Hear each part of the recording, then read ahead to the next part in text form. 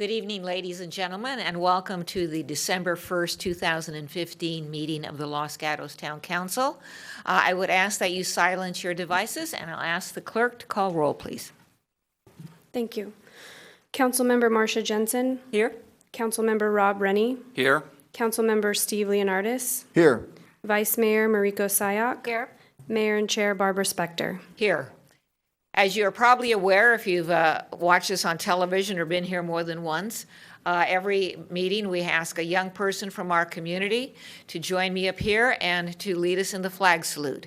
So this evening, I'd like to bring forward David D.J. Ackers. Come on up.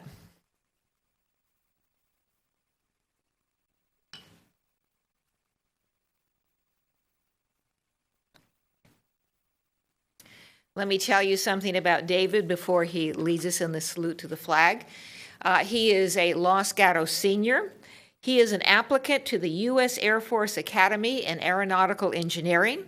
He has a history of involvement with the Scouts and the Saratoga Federated Church. For 4 springs, he has been doing home building in Mexico. Now that's the serious DJ. Now let's have a little bit of fun with him, okay? And it's going to come up in a few days. He is one of the 4 Youth Citizens of the Year, and so on Friday evening he will be joining me and the rest of the council at the tree lighting, and then on the following day, on Saturday, he will be joining us for the parade. And I'm sure all of you will be there at the tree lighting and at the parade. And so, David, thank you for being here. And now you can lead us in the salute to the flag, and we'll turn on there you go. All right, please place your right hand over your heart and repeat after me. I pledge allegiance to the flag of the United States of America and to the republic for which it stands, one nation under God, indivisible, with liberty and justice for all. Let's give him a round of applause.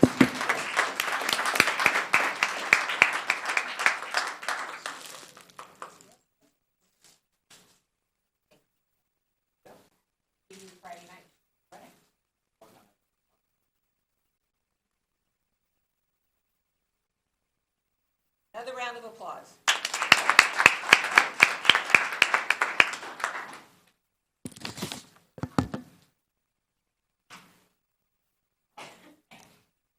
Mr. Town Attorney, closed session report, please. Yes, good evening. Prior to tonight's regular session, council met in closed session to discuss the performance evaluation of the town attorney. No action was taken by the council. It requires reporting under the Brown Act.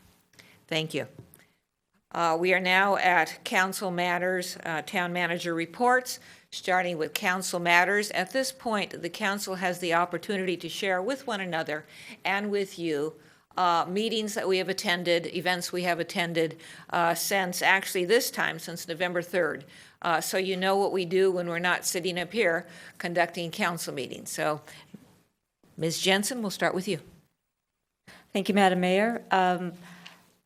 I, along with Vice Mayor Sayak, attended the Plan Development Committee ad hoc review for any changes to our plan development. We also have one this Thursday at 7 o'clock if you're interested in any changes to our plan development ordinance. Councilmember Rennie. Thank you, Mayor. I have several things I did since we last reported. On November 12th, I attended the VTA Policy Advisory Committee. The item of heated discussion was Santa Clara talked about developing their golf course and adding a lot of basically jobs to the area and not much housing. So there was a lot of discussion around Santa Clara already having a high jobs to housing balance, and why aren't they putting in more housing to match it.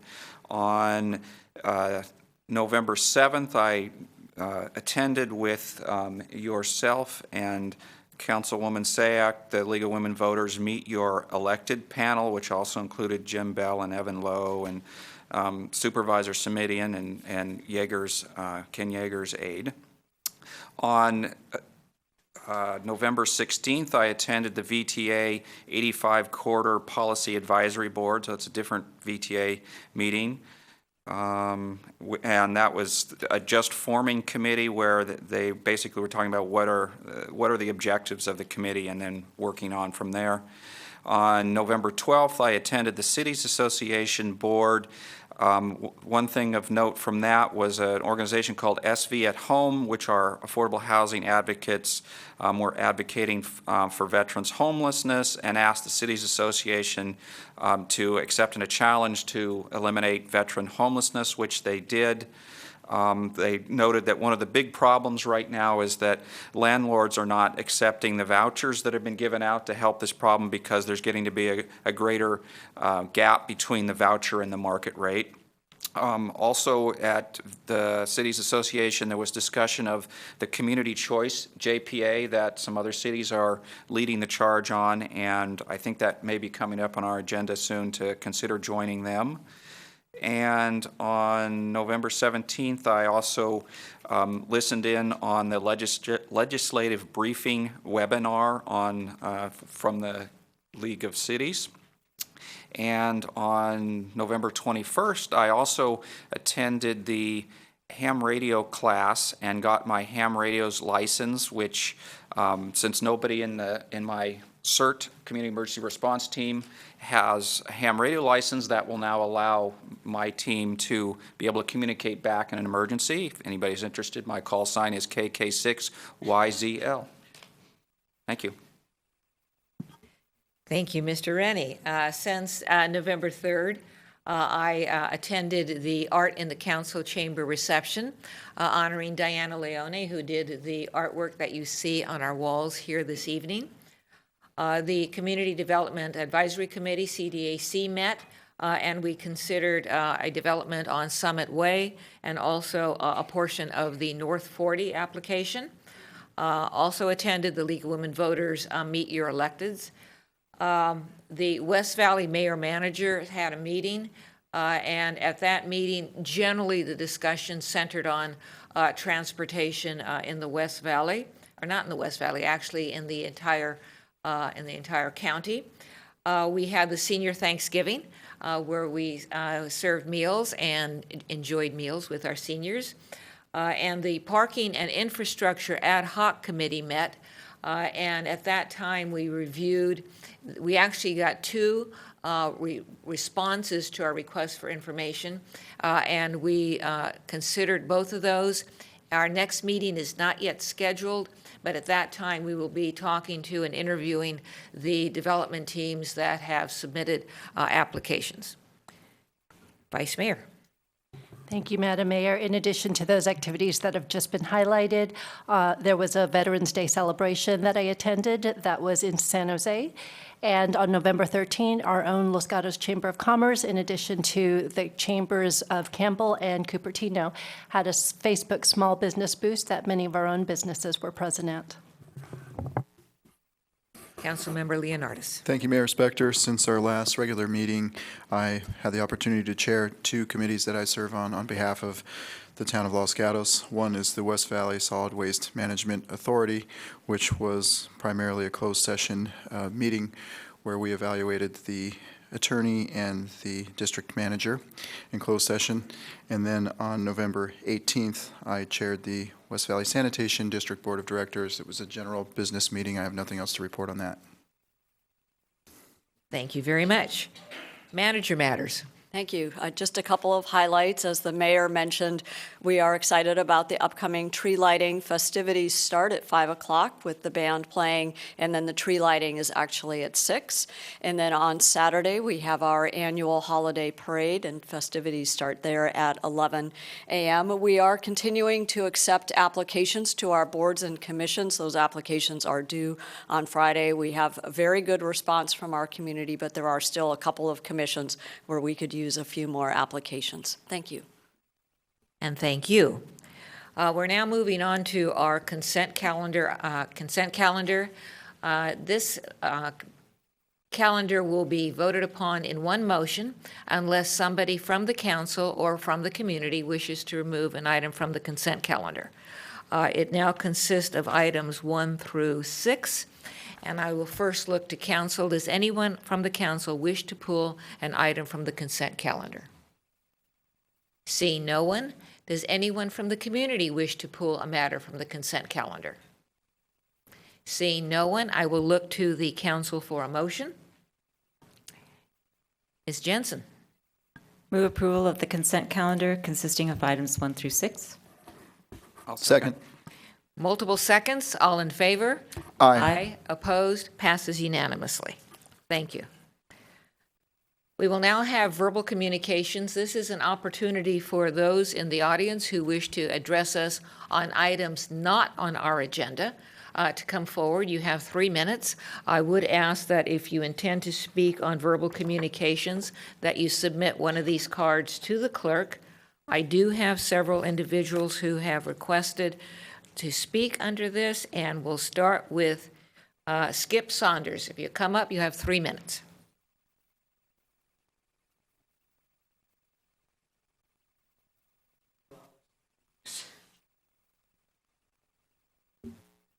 We take less than 3 minutes, too. Good evening, Madam Mayor, City Council members. My name is Skip Saunders, and my wife and I reside at 374 Bella Vista Avenue here in Los Gatos. We are part-time residents, a half a year here, a half a year in East Lyme, Connecticut, and you can imagine which half we spend where. If you don't know where East Lyme is, think of Lyme's disease, that's us, okay? So you can thank us for that.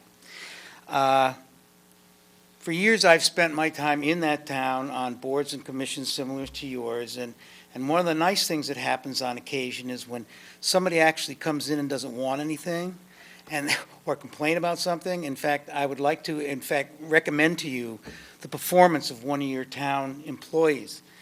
I submit to you the name of Jim Harbin.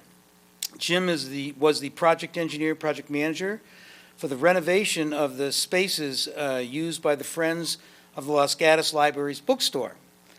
When he first started out, I was asked to be the liaison between the Friends of the Library bookstore, the Friends of the Los Gatos Library, and the town.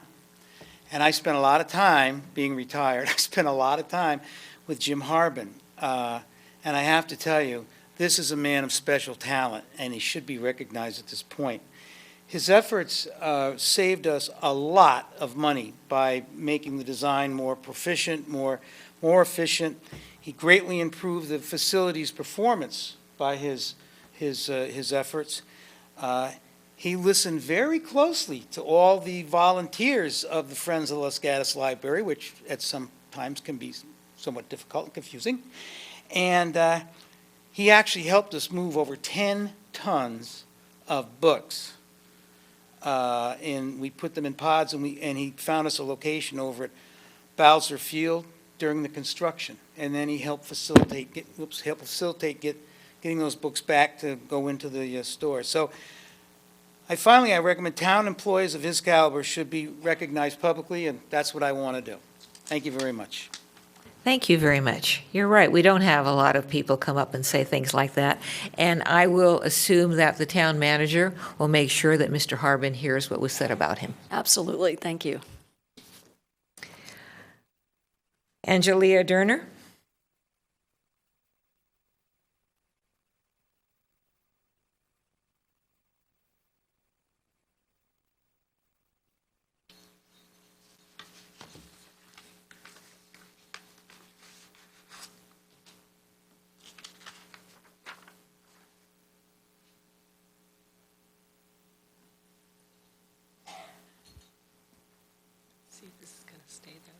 Hello, I'm Angelia Dorner, a proud resident of the Almond Grove. In the materials that I sent you this morning, which I expected to see as a desk item, I noticed a typo. I sure hope no one is still talking about this project in 2015. I'm a huge advocate for ADA compliance. I spent a month in a wheelchair and another 4 months in the other contraption, and did all of my rehabilitation on the streets in the Almond Grove and above the Almond Grove. I concur with the Nichols report, which addressed ADA compliance, in that in most cases the sidewalks in the Almond Grove are ADA compliant except where damaged. Their primary concerns were with curb ramps that needed to accommodate existing utility poles and street signs. I and many other residents in the Almond Grove are simply asking that For right now, we would just like to see that the high-risk and high-exposure areas on our sidewalks be addressed, and that the remaining lower-risk items be considered in the overall townwide transition plan to cover the town for ADA compliance. Can you think of any other town project where affected residents are actually asking for less versus more, so that funds can be made available to other needs in the town? Let's set this issue aside for a moment. I'd like to address quickly some cost projections that were prepared by another town resident, Mr. Tom Boyce. I want to make it clear that his estimates were prepared independent of me. I've been giving you information about variances and questions on these costs for quite a while now. And surprisingly, Mr. Boyce's numbers came into my estimates within about $200,000, independent of each other.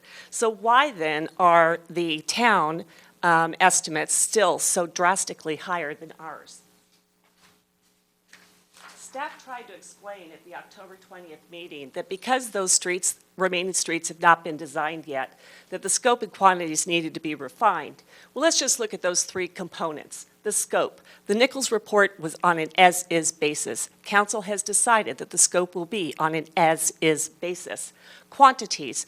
Nichols report gave representations as to the confidence level of the quantities on street lengths and pavement areas.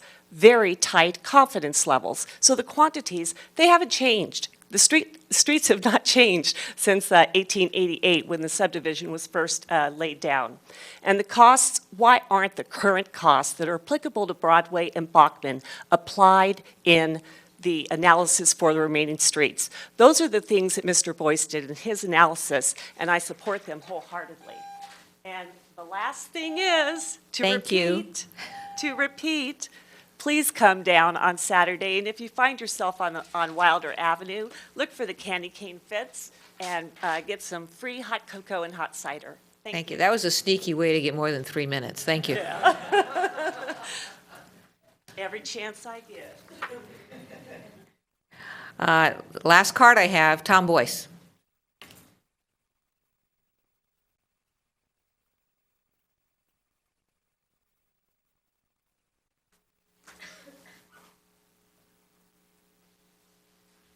Good evening, Tom Boyce, 134 Wilder, Almond Grove. I didn't realize that Angelina was going to be speaking to some of the same ideas that I had tonight, but it's nice to hear that we residents independently are thinking along the same lines.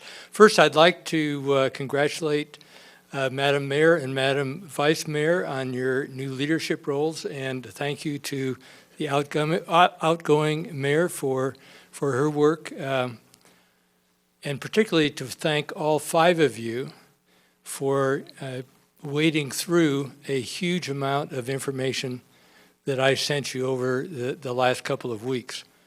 Why did I send you all that information? Not to try and have you become engineers like myself, that would be absurd, but rather for you to believe the conclusions that I had reached by being able to dig back into where the numbers came from.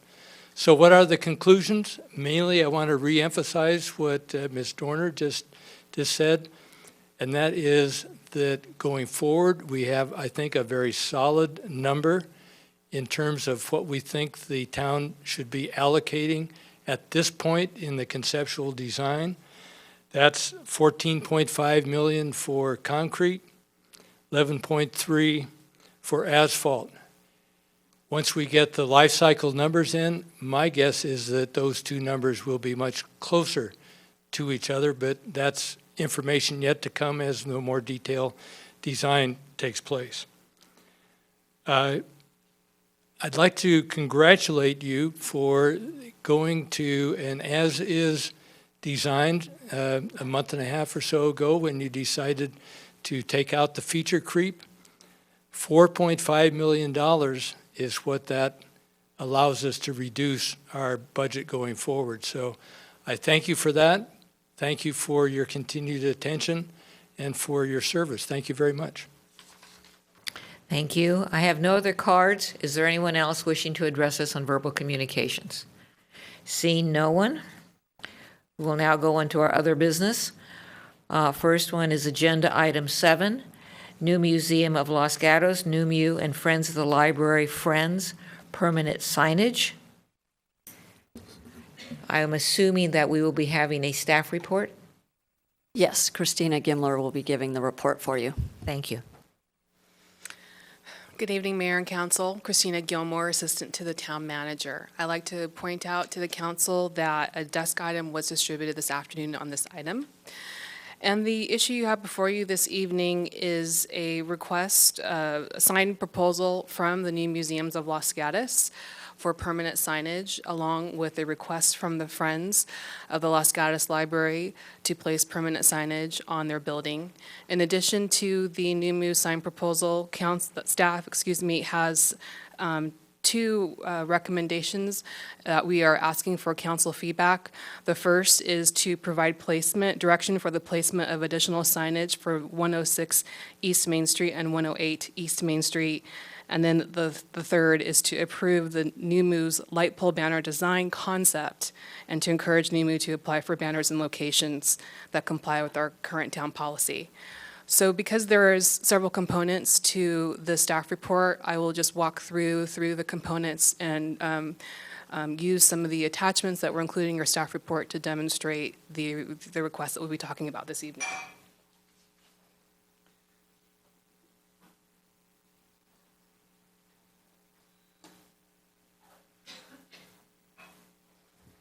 So contained as attachment 1 in your staff report and relating to item 1 in the recommendation, what you have before you is the New Museum of Los Gatos sign proposal, one of the sign proposals that they are presenting for council consideration this evening.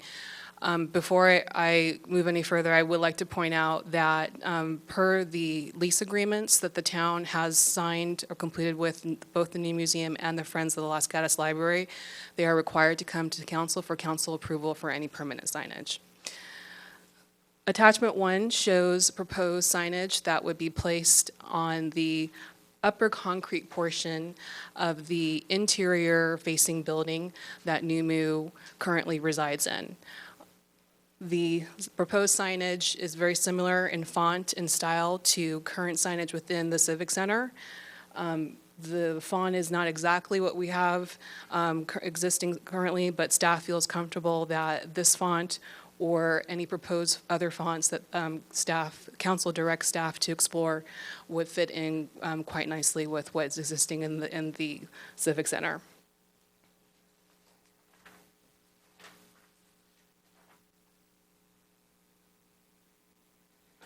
Attachment 2 shows the second part of the New Mu design proposal package. This proposal shows exterior signage on the exterior side of the Friends of the Library portion of the building facing East Main Street. As you can see, it contains the New Mu logo as well as lettering that spells out the New Mu Los Gatos name.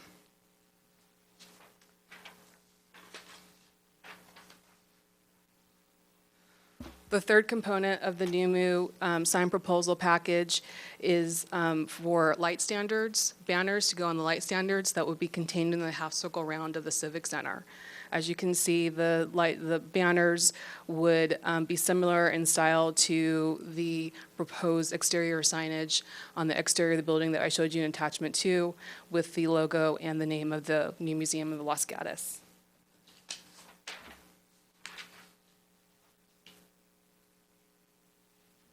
And finally, attachment 4 is just a visual representation of the Civic Center to show you the proposed locations of the signage as well as the banners.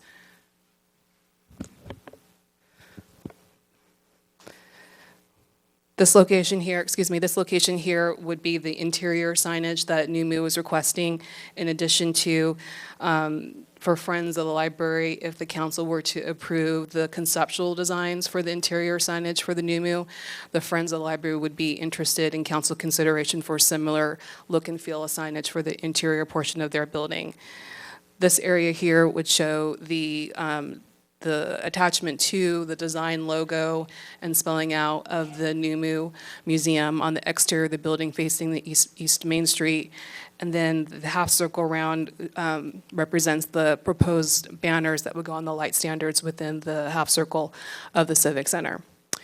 That concludes staff's report. Staff is available to answer any questions. Thank you. Thank you, Ms. Gilmore. Questions? Ms. Jensen? Thank you, Madam Mayor. Ms. Gilmore, thank you. I don't know what to call it, the thicker, darker line that appears on the right portion of the diagram, is that showing me the proposed area of the proposed Veterans Memorial? What's that showing me? It is not showing the proposed Veterans Memorial. The Veterans Memorial would be adjacent to that on the lawn.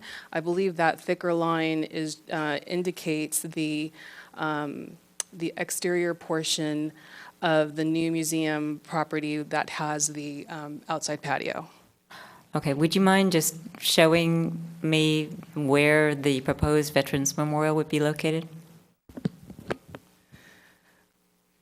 The council has approved a location, the proposed Veterans Memorial, that would reside approximately in this area. And of course, this map is not to scale, but this would be the area that the Veterans Memorial would potentially go.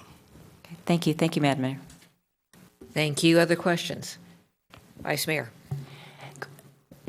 Could you clarify again? Okay, so you showed me where the Veterans Memorial will be. So that thick, dark line, you mentioned that's the outdoor deck? You know, actually, I'm looking at it again. I apologize, I was incorrect. So this area here is the outdoor deck. I think this area, I'm not quite sure what the thick line, the line is meant to represent. This was submitted with the sign proposal, but this would delineate the, I guess, the current concrete bark area where redwood trees are. So I apologize, Councilmember Jensen. So this area here is actually the deck area, but this area still represents the area that the proposed Veterans Memorial would go.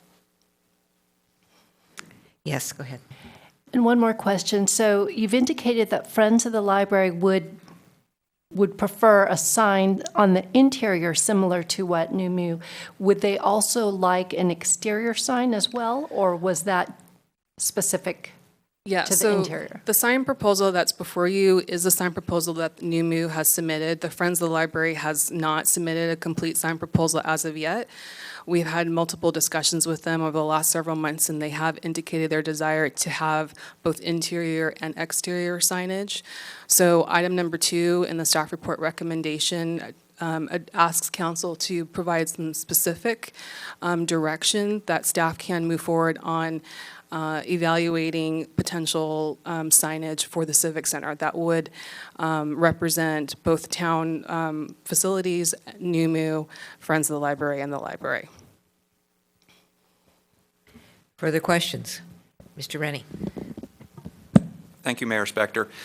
Just a quick follow-up on, so we're calling an interior sign, but it's really on the exterior of the building, correct? That's correct. We call it interior because it's kind of on the inside of the deck area. Yeah, exactly. Okay. That's correct. Second question, as long as this picture is up, as part of your recommendations, you're recommending a monument sign instead of some of the other flags.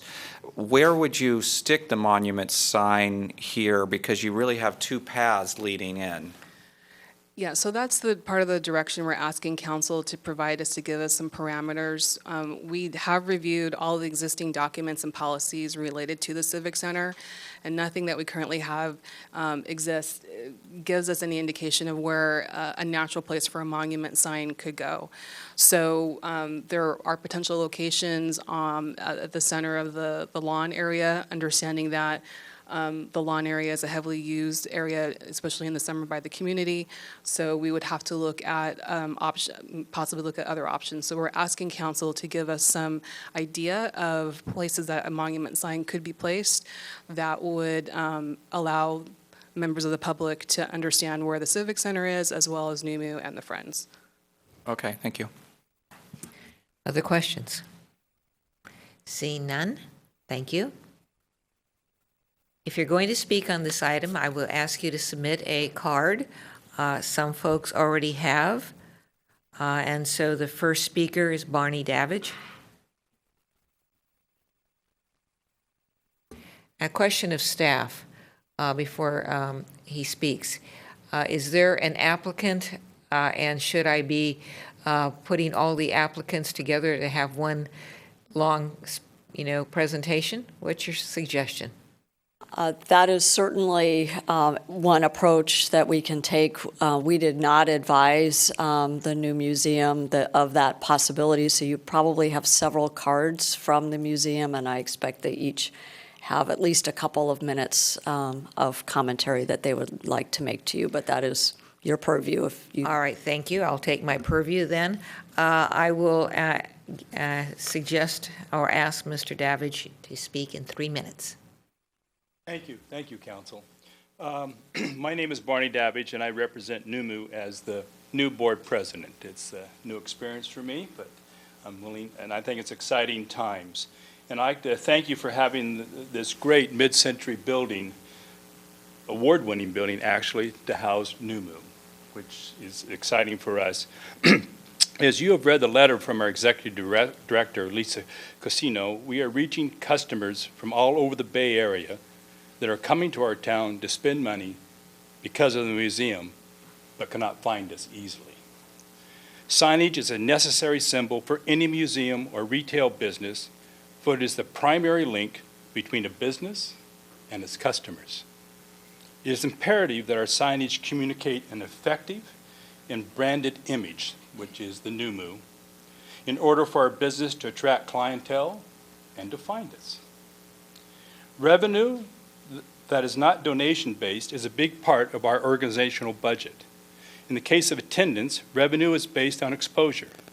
A civic center on its own does not need exposure to generate revenue, as you has lived without a civic center sign this easily read from the street for ages.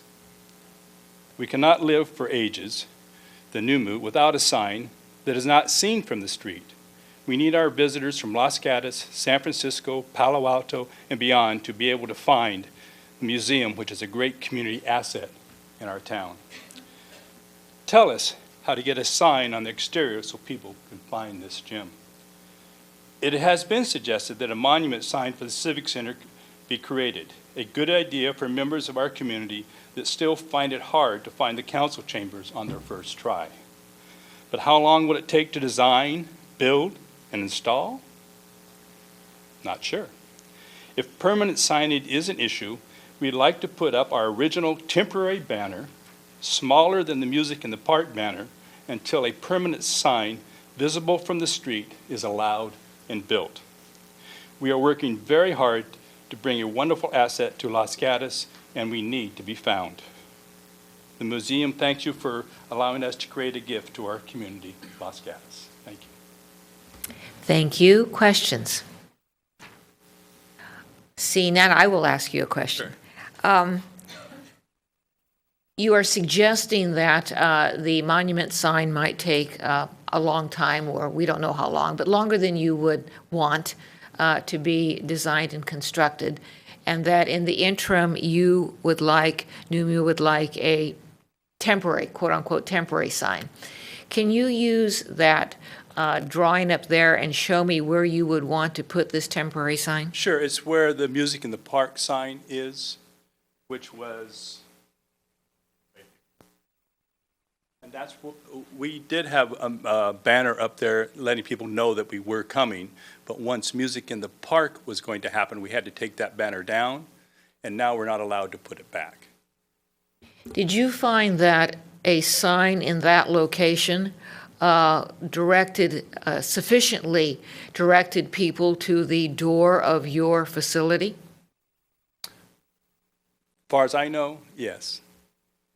I mean, there are directional signs. I mean, the whole Civic Center needs to be studied for directional signage, and that would be part of it. Okay, thank you. But the people who drive down the street and they have no idea where NUMU is, because they don't see a sign for Civic Center, or, well, it's off in the distance, but driving down the street, we need to have people see, this is where NUMU is, because they're coming from all over, and they can't find us, so they'll spend a little bit of time hunting. They might have dinner or lunch, and then they just give up and go away. Let me follow up on that. Given the fact that you have your parking lot to the west side, and that if you go through the parking lot up the stairs, you actually go to the entrance of your facility. Is there any thought to making your temporary signage or your signage generally more to the west and closer to where the parking lot is? Well, in driving down the street, it's hard to see. Why don't you, hold on, Mr. Davidge, why don't you take out the microphone and then you could move around one? And just driving down the street, we had thought about putting this, see if we could have a sign on the building here, but it's really hard through the redwood trees and things to see the sign as you drive by. And this just seemed to be a natural location when you're coming from this direction going this way or this direction going that way, you actually see it. All right, thank you. You're welcome.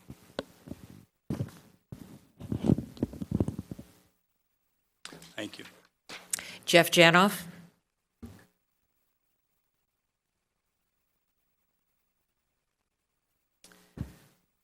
My name is Jeffrey Janoff. I'm the immediate past president of the museum. Actually, Barney said very well everything I was going to say, except that I did want to make this one point, that the town and the town council did a fantastic job with great vision to put the museum in this space as a replacement for the old library. That, I think, was a monumental decision. It has to be followed up with another monumental decision, that is giving us some visibility, very important visibility, on that wall that faces the street. Without that, it just looks like a bunch of buildings. It's not the museum. I don't think it's going to be confusing for anybody wanting to go to the Civic Center thinking that everything there is the museum. I don't think that's going to happen. But the reverse is also true, is that without that sign, people are definitely not going to know where we are. And I don't think it's of great prejudice, to use a legal term, to the town to have a sign in that position. In fact, it enhances the whole Civic Center because it is a branded image, which I think personally is a fantastic branded image to have on this building. Thank you. Mr. Janoff, before I go to Mr. Rennie, when you say it won't hurt the town or it would be a benefit to the town to have a sign in that location, whatever your wording was, what location are you talking about?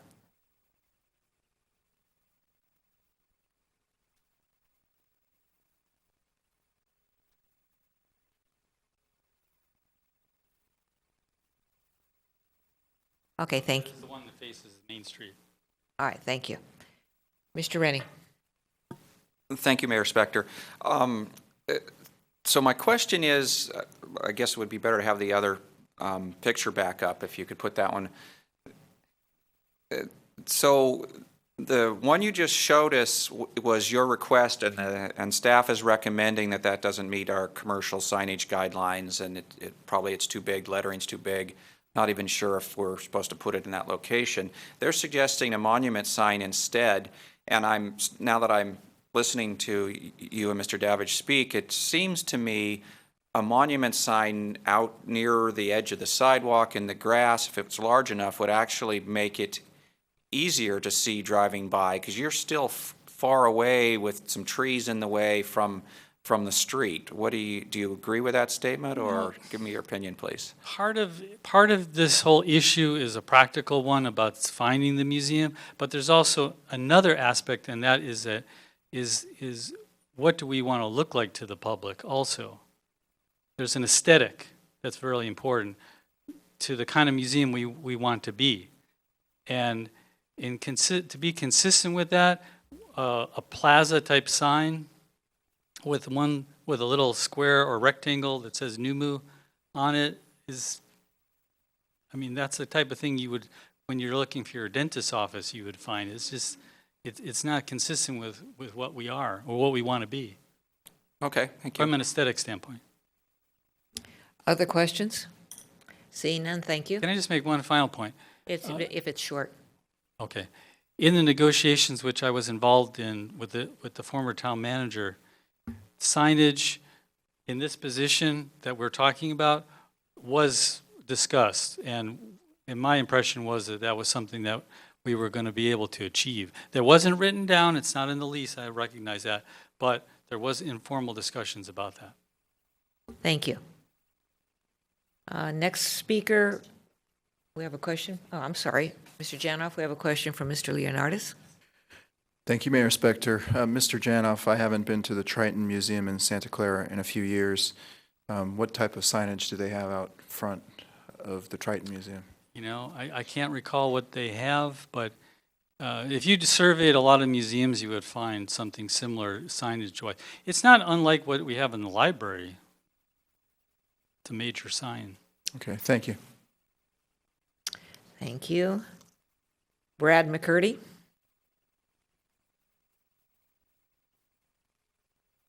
Good evening, Mayor and Council. I'm Brad McCurdy, 61 East Main Street, Suite D, with Terry Martin Architects. And although we were the architects of the interior improvements to the library to make it into the museum, we didn't have anything to do with this design scheme. But just as a member of the community, I'd like to comment that I think it's a well-proposed scheme. And I actually find myself on a regular basis missing the banner that was up on the library because I thought of the wayfinding aspect of that was actually an improvement. And so I'd like to just put in my 2 cents worth and say that I support the proposal as submitted. Questions? Given the fact that you identified yourself as an architect, let's assume that the council does think that signage is important, but that we have a multi-headed tenant here. And so what is your input on putting a sign up on the brick wall when, one, we may have summer concerts and or there are many tenants within the brick wall? I would answer that by saying that I think it's important that each and every pod of this community center be identified in a way that people can easily understand it. I think that's something that's currently lacking, and I think that that new muse sign on the corner would really add to the ability to the public to be able to distinguish that particular pod from the others. And then when one is inside the space, then the smaller lettering above on the concrete fascia, if you will, would help wayfinding. And I think that the new muse sign would actually help wayfinding from the street. I don't have any objection to the idea of creating a monument sign. I think that would be appropriate and a real plus for the community.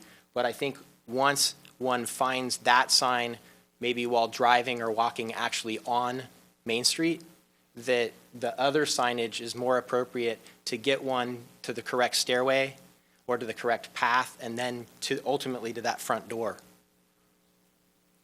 Thank you. Thank you.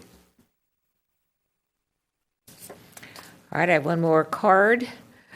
Lisa Casino.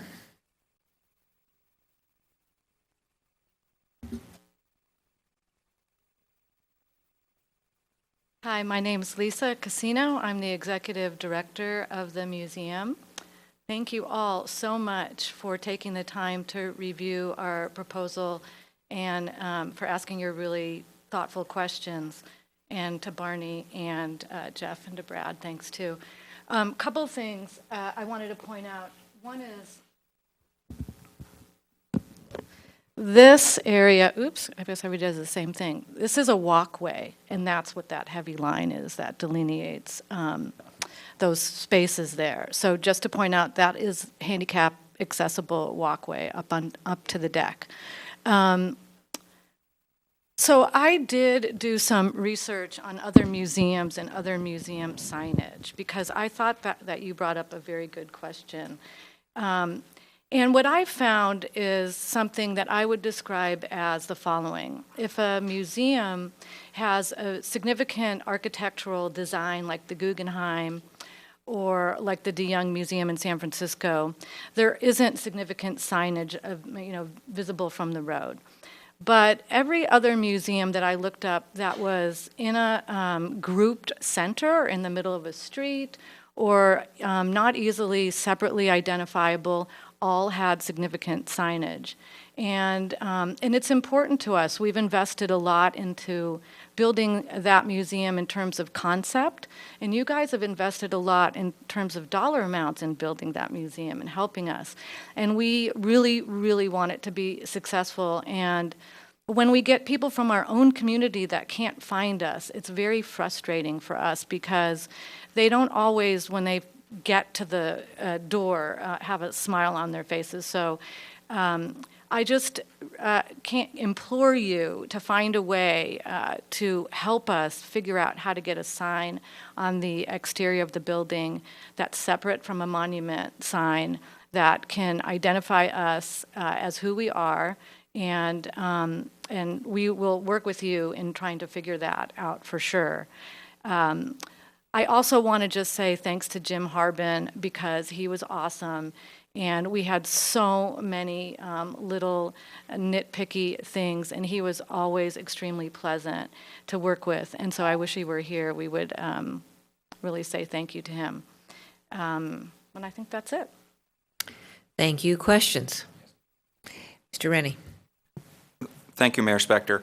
I could have asked this question of anybody, but so one thing we haven't touched on was a request for banners along the pathway, which again, staff is recommending that they not be put there, that instead they be put on the regular street. How important are those banners to this whole scheme of wayfinding and so forth? If we have a monument sign and then we do have something on the side of the building, do we also need the banners? I think the answer is no. In doing this proposal, I think what we tried to do was ask for everything we could possibly ever want and understand that you would scale back that proposal. And so I view, and I think we all do, the signs leading to an arc as something that would be really important if we didn't get a sign on our building, and the sign on the building as being significant enough to not need the arc. There wouldn't be any reason for us to put NUMU banner signs along the street that didn't lead to us, because ultimately nobody knows how to get to us, and it just would be kind of silly and a waste of our money. I think the town, the staff recommended not putting those banner signs in the arc because there's not a hardware that's made specifically for those new light posts. So I completely understand that. Okay, thank you. Further questions? Seeing none, thank you. I have one more card, so if any of you wants to speak, please submit a card. Lee Quintana.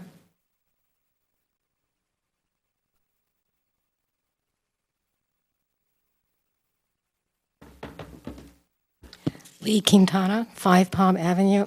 I just have 2 short comments. Somebody asked about signage for the Triton Museum, and I'd like to pass along my computer, which I pulled it up.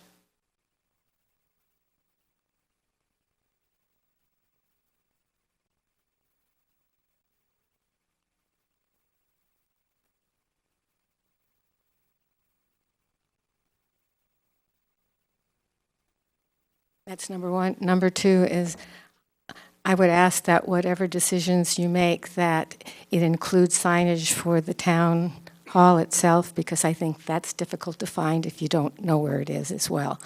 And that all facilities at the center have equal signage. Third would be that if banners are approved, that there be room for banners for the Friends of the Library, or the library, the town hall, as well as just the museum. I think it's important to have signs for every facility. Thank you. Questions for Ms. Quintana? Seeing none. I have no other cards. Seeing no one coming forward, I will close the public testimony portion of our hearing and now look to the council for questions and or a motion.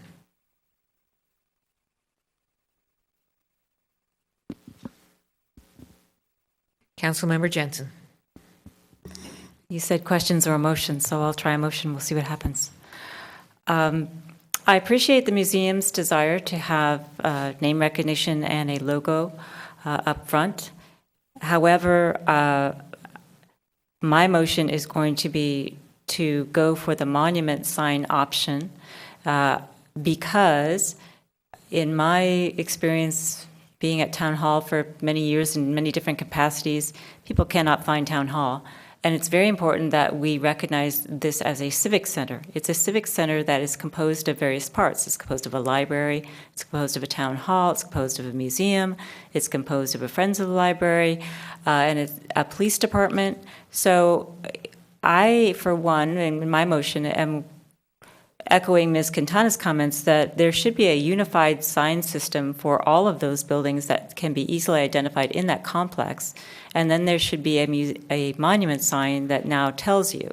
I'm fine with the proposed interior sign because it matches, but we ought to have a sign program that works. And if someone wanted to put a logo on a monument sign, I, for one, wouldn't have an objection to that. So my first part of my motion is to approve the New Museum Los Gatos New Muse sign proposal and Friends of the Library request to install permanent signage on what we're calling the interior, as proposed. I think it's in attachment 1. That we provide direction for the placement of additional signage on 106 East Main Street and 108 East Main Street, and my direction for that would be a part of a consistent unified signage for identifying what I think one of the speakers called pods within the Civic Center. So I could imagine the font being the same, the size being the same, that kind of thing would be what I would propose in my motion and go from there.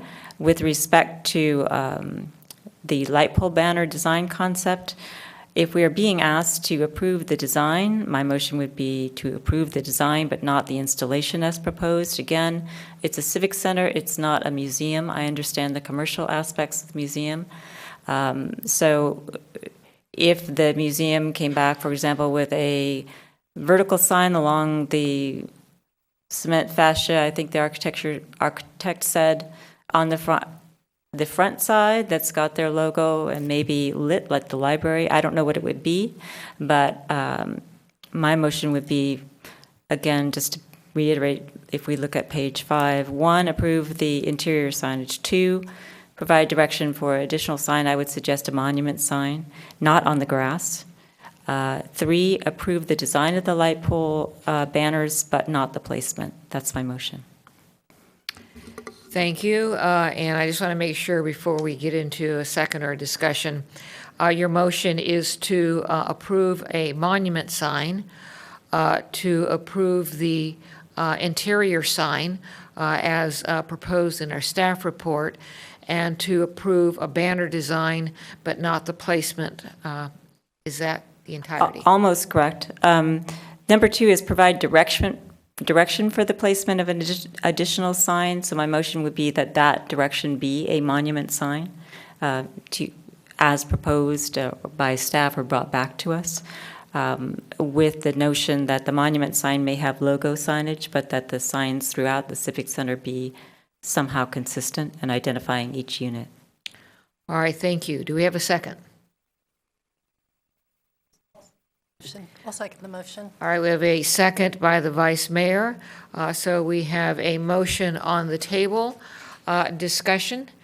Mr. Rennie. Yes, thank you, Mayor. I have a question. So you said you want a monument sign but not on grass, and there's almost nothing but grass there. Do you mean not in the middle of the grass? Can it be next to the sidewalk but on the grass?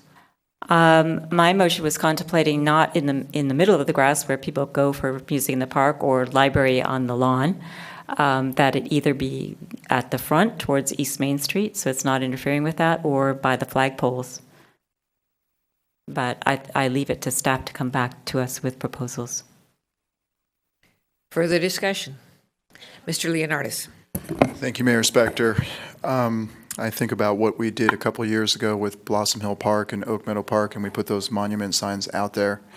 And something like that would probably be nice to try to brand the whole Civic Center. Maybe we call it Civic Center Plaza or something like that, so people actually know where we are. It's funny how something so obvious can slip through the cracks for 50 years. And thank you for the members of the museum and the Friends for bringing these ideas forward this evening. I wanted to know if the maker of the motion would consider, in the interim, rehanging of the banner in the corner as part of the motion, as well as the seconder, until the permanent signing could be placed on the interiors and the location of the monument signs, et cetera, et cetera. I'm happy to include that in my motion, and I'm assuming from the staff that there are standards on the placement of banners that would be followed. Yes. Okay, so in that case, I'm happy to include that. All right, so we have a request of the maker of the motion and an acceptance of temporary signage pending permanent signage. And let's look to the Vice Mayor. Do you agree? Yes. Further discussion?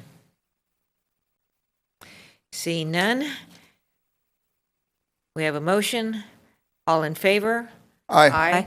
Opposed? Passes unanimously. I'll look to the council to see if they have any further motions on this.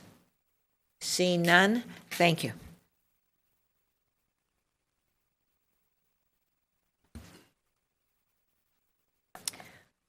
All right, we have agenda item 8, property location, 16212 Los Gatos Boulevard, relating to an exception to the story pole policy.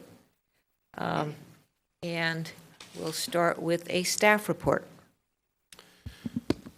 Yes, thank you. Good evening, Mayor, council members. Before you this evening is a request for a story pole exception for a plan development application at 16212 Los Gatos Boulevard. This is for a plan development to allow 11 residential units. The applicant is requesting this exception because of two general reasons. One is public safety concerns with installing the story poles on the site, the complete story poles. The second is the use of the site by two existing tenants. One is Artisan Wine Depot that occupies the existing building, and the second is that Yoga Source leases some of the excess parking on that site, and they use that for overflow parking. Want to make sure that there's a distinction. Tonight, we're just discussing the story pole exception. We're not discussing the project or the merits of the project. The applicant has provided a letter, which is included in attachment 2, that discusses further his reasons for the request for the exception. And it also contains their proposed alternative for addressing story poles. And so first, they're proposing to install story poles in 2 locations, which are outlined in the orange, which appears red on the overhead, here and here, along the Los Gatos Boulevard frontage. In between those 2 buildings would be 4 additional buildings, so you get a general idea of what that facade would look like. And then it would still maintain access from Los Gatos Boulevard as well as Shannon Road. Based on the criteria that's included in the story pole policy, staff believes that they meet the exception from an impact to the existing tenants perspective. If the council grants the story pole exception, staff recommends that it be granted for the plan development application only, and that a request, if so desired by the applicant at the architecture and site level, if the PD is approved, that they have to come through for an additional exception. Staff's prepared with some other alternatives. The applicant's also proposing to provide additional digital imagery, photo simulations, sign on the site with a site plan and the renderings for the project. They've also acknowledged that they're willing to consider any additional methods that the council may determine to be appropriate. And other than that, that concludes staff's report, and we're available to answer any questions. Thank you. Questions of staff? Vice Mayor. Thank you. Thank you, Mr. Paulson. So I'm looking at page 16 of our staff report, and that has the 12 lots, the diagram of the 12 lots. Well, it says for 12 lots. So the question I have for you is, using this diagram and then the diagram that you have on page 14 that shows where the proposed story poles will be, are the proposed story poles the dimensions of the 2 homes that are on page 16? That is staff's understanding. Okay. And so it would be the home at this end and the home at this end. Okay. And then if I may, just one more follow-up. Yes. So then I'm looking then at the other corners of this diagram.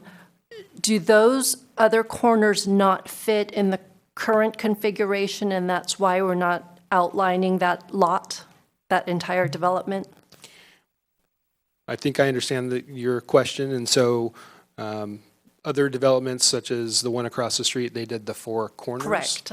And so the challenge becomes that this designation here is a new access way, and if you look at the existing access way, it's much farther to the east.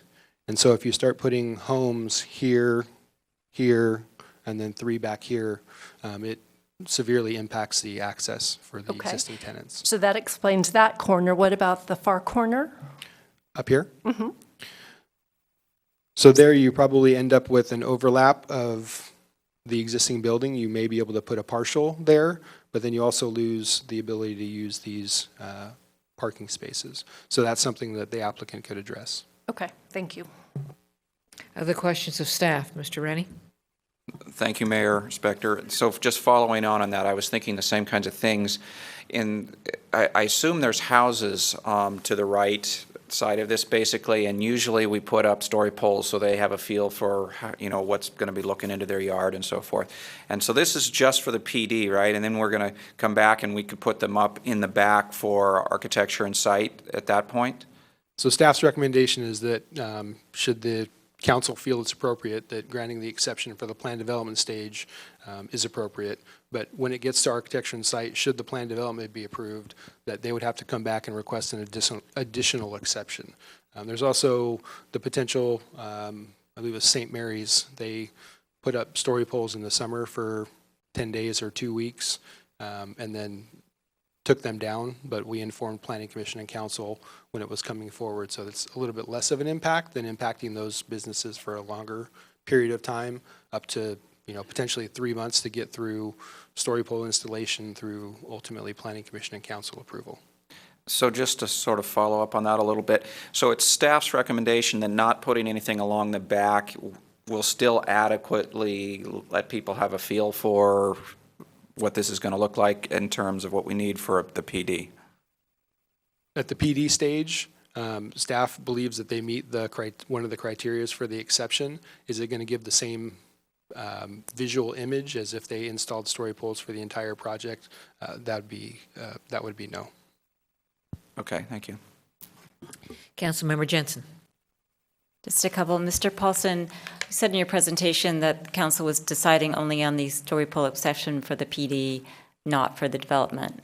But my question is, aren't we to consider where this development is going to be so that we get the notice? So we can still consider that, correct? Where the poles are going to go, and do they fairly represent what's being proposed? You can. If you don't believe that the applicant's proposed alternative method, whether the location of the two that they're proposing the story pole, or from a location perspective, or that there's not enough story poles representing that, then that is under the council's purview. 2 more. Yes. The second question is, you're suggesting that if we grant an exception, it be only for plan development purposes, and that we could put up story poles for the architecture and site. Often the plan development and the architecture and site are married, and the architecture and site is just basically a stamp on what happened with the plan development. How do you see those things as being separate in this instance? Well, they are ultimately 2 separate application processes. The plan development obviously sets the zoning and the design parameters. We do have pretty detailed architectural plans for this proposal. So I understand the question of, once you get to that point, have we kind of lost that opportunity? I think staff would look at that in a way that our proposal is to, if they want to get an exception for the ANS, that they do the story poles. If there's a concern with that linkage, then I think that the council obviously can recommend denial of the request or actually deny the request for the story pole exception. Okay, just 2 more. With respect to the granting exception because of impact on businesses, ultimately, hypothetically, if the proposal was approved, I'm assuming that the 11 proposed residences, or 12, are not going to allow parking for Artisan Depot, which won't exist, or yoga source. So help me with figuring out why we should be concerned about an interim impact when potentially it could create a long-term permanent impact. I think staff has just offered the applicant the opportunity, based on the story pole policy, to request an exception and do a modified version of full and complete story poles. Going back to a previous statement, if the council is concerned that either the linkage between the PD and the ANS, or eventually those businesses, the Artisan Wine Depot won't be there and Yoga Source won't be able to use the parking, then denying the request and requiring full story poles, whether that's for the typical time frame from Planning Commission consideration through council action, or for a more limited time frame for the whole site is the other option mentioned before. Okay, one more, I promise. It's my understanding, at least I hope it's my understanding, that the Yoga Source parking is on the Los Gatos Boulevard frontage on the south side and on the Shannon Road side, where you're pointing, that corner, and not elsewhere in the lot. So tell me why poles couldn't be on the back eastern portion or on the north portion. I think you could put potentially partial poles there. The Artisan Wine Depot obviously has access at the rear to their trash and probably some deliveries. There's also a potential circulation element. I'm not sure how much they use this circulation element around the building. So it just creates a potential safety concern for the existing tenants that are using that area. Okay, thank you. Thank you, Madam Mayor. Thank you. Further questions?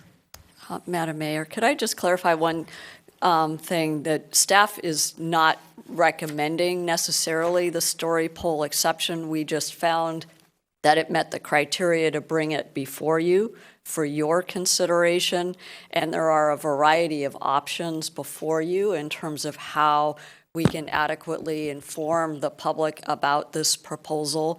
And second point is that there are a multitude of processes that this project still needs to go through, and so we don't even know if an ANS will look like the PD zoning as it's proposed right now, since Planning Commission hasn't seen it. We expect that the project may go through more design changes, et cetera. So while typically an ANS and PD are identical, because this project is still in process, the project may actually evolve significantly before if it's approved before the ANS comes before you. Thank you. Further questions of staff or otherwise? Mr. Leonardis. Thank you, Mayor Spector. So I had that same thought that Ms. Bravetti just mentioned. Is this kind of premature to make this decision at this point in time if we're not sure if it will actually be approved in such configuration? Well, I think the issue is that they can't even get to Planning Commission until we resolve the story pole issue. So we just need to know, is the council accepting of an exception? If so, we need specific direction in terms of what kind of visualization you would like us to work with the applicant on, so that way the community gets a sense of the proposal that's coming forward. Thank you. Thank you. Mr. Paulson, if you could go back to that diagram, yes. And I know, I think it was Ms. Sayak who asked you this question, but I need to ask it again. I'm looking at the southeast corner to start out with. And so why can't we have story poles in that area? So the southeast corner, you're looking? Yeah, well, I specifically said southeast area. Because I'm assuming you're going to say it's the driveway. So just generally, why can't we have story poles there? It is because that's one of the main access points. This area here is an existing access. So you potentially, I guess, could put maybe a line of the one facade on in this area, and potentially one of the other ones over here, and then not allow the access or use of those existing parking spaces, or most of them. All right, thank you. Other questions? Mr. Rennie? Thank you, Mayor. I'll just follow up. So is it possible to put up like a two-dimensional instead of the three-dimensional and have it be safe and stay up? Or will you end up just having to stick a long post to hold it up and it's actually taking up a three-dimensional space? Well, the two-dimensional, the flat plane potentially along this area for one or more of the houses, they just have to look at anchoring that. And so the question is whether that anchoring gets out into the drive aisle or whether there's some other mechanism, and I don't have the answer to that. Okay, thank you. Looks like there's no more questions of staff. So if I can have the applicant come forward, please. And if you'll give us your name. Good evening, Mayor Spector and Council. My name is Scott Ploutz, and I'm a partner with 16212 Los Gatos Boulevard LLC, and a Los Gatos local resident as well. And our company is STEM Sustainable Development that is running this project. That's also a local development firm doing residential and commercial development. So first off, I tried to jot down some of the questions, so I will try to touch on a few points on each of those that were asked as I go through this, some of these notes. First off, the obviously story pole exemption was due to impairing the business that we put in on 2013. Artisan Wine Depot was a tenant that we thought would be a great addition to the community. Joe Prang is here tonight, who is the president of that group, to speak on the company's behalf and how the site has worked out. We also worked with Steve McGrath, who's with Yoga Source as well, and he owns that company, and both of these tenants are utilizing the space.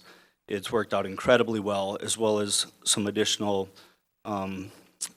fortune for some of the local community members who use this site for drop-off and pickup and things of that sort for school.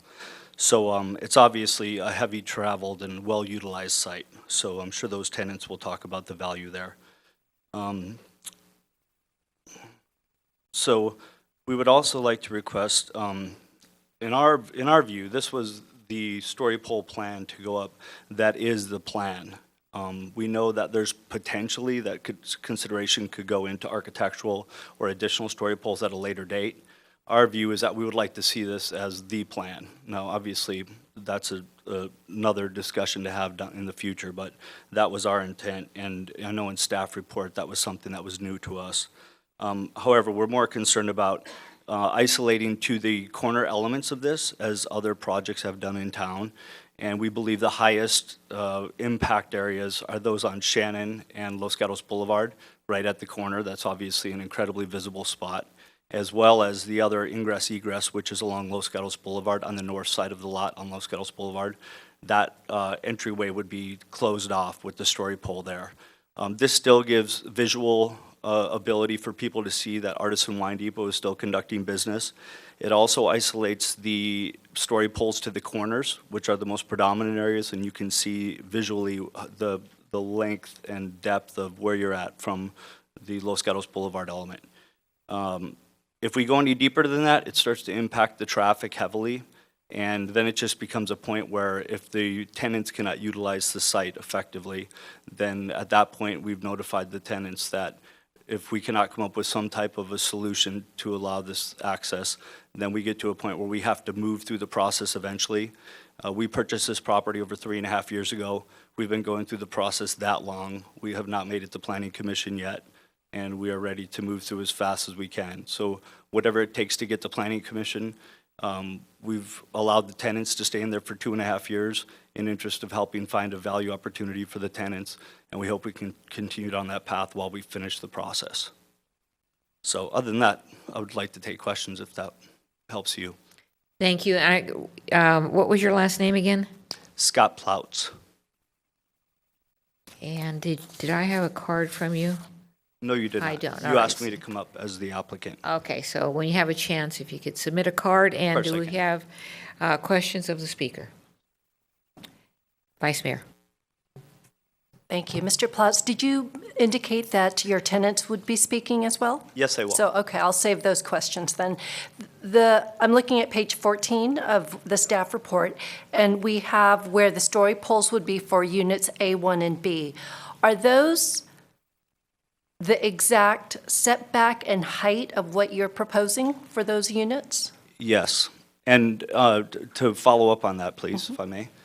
We met with Marnie Mosley, who's our planner on this, and we met on site to go through this discussion of how could we possibly look at a potential for an exemption, and if there was a reasonable way to work through this process due to the CUP and the tenants who are utilizing the space and their interest in staying there.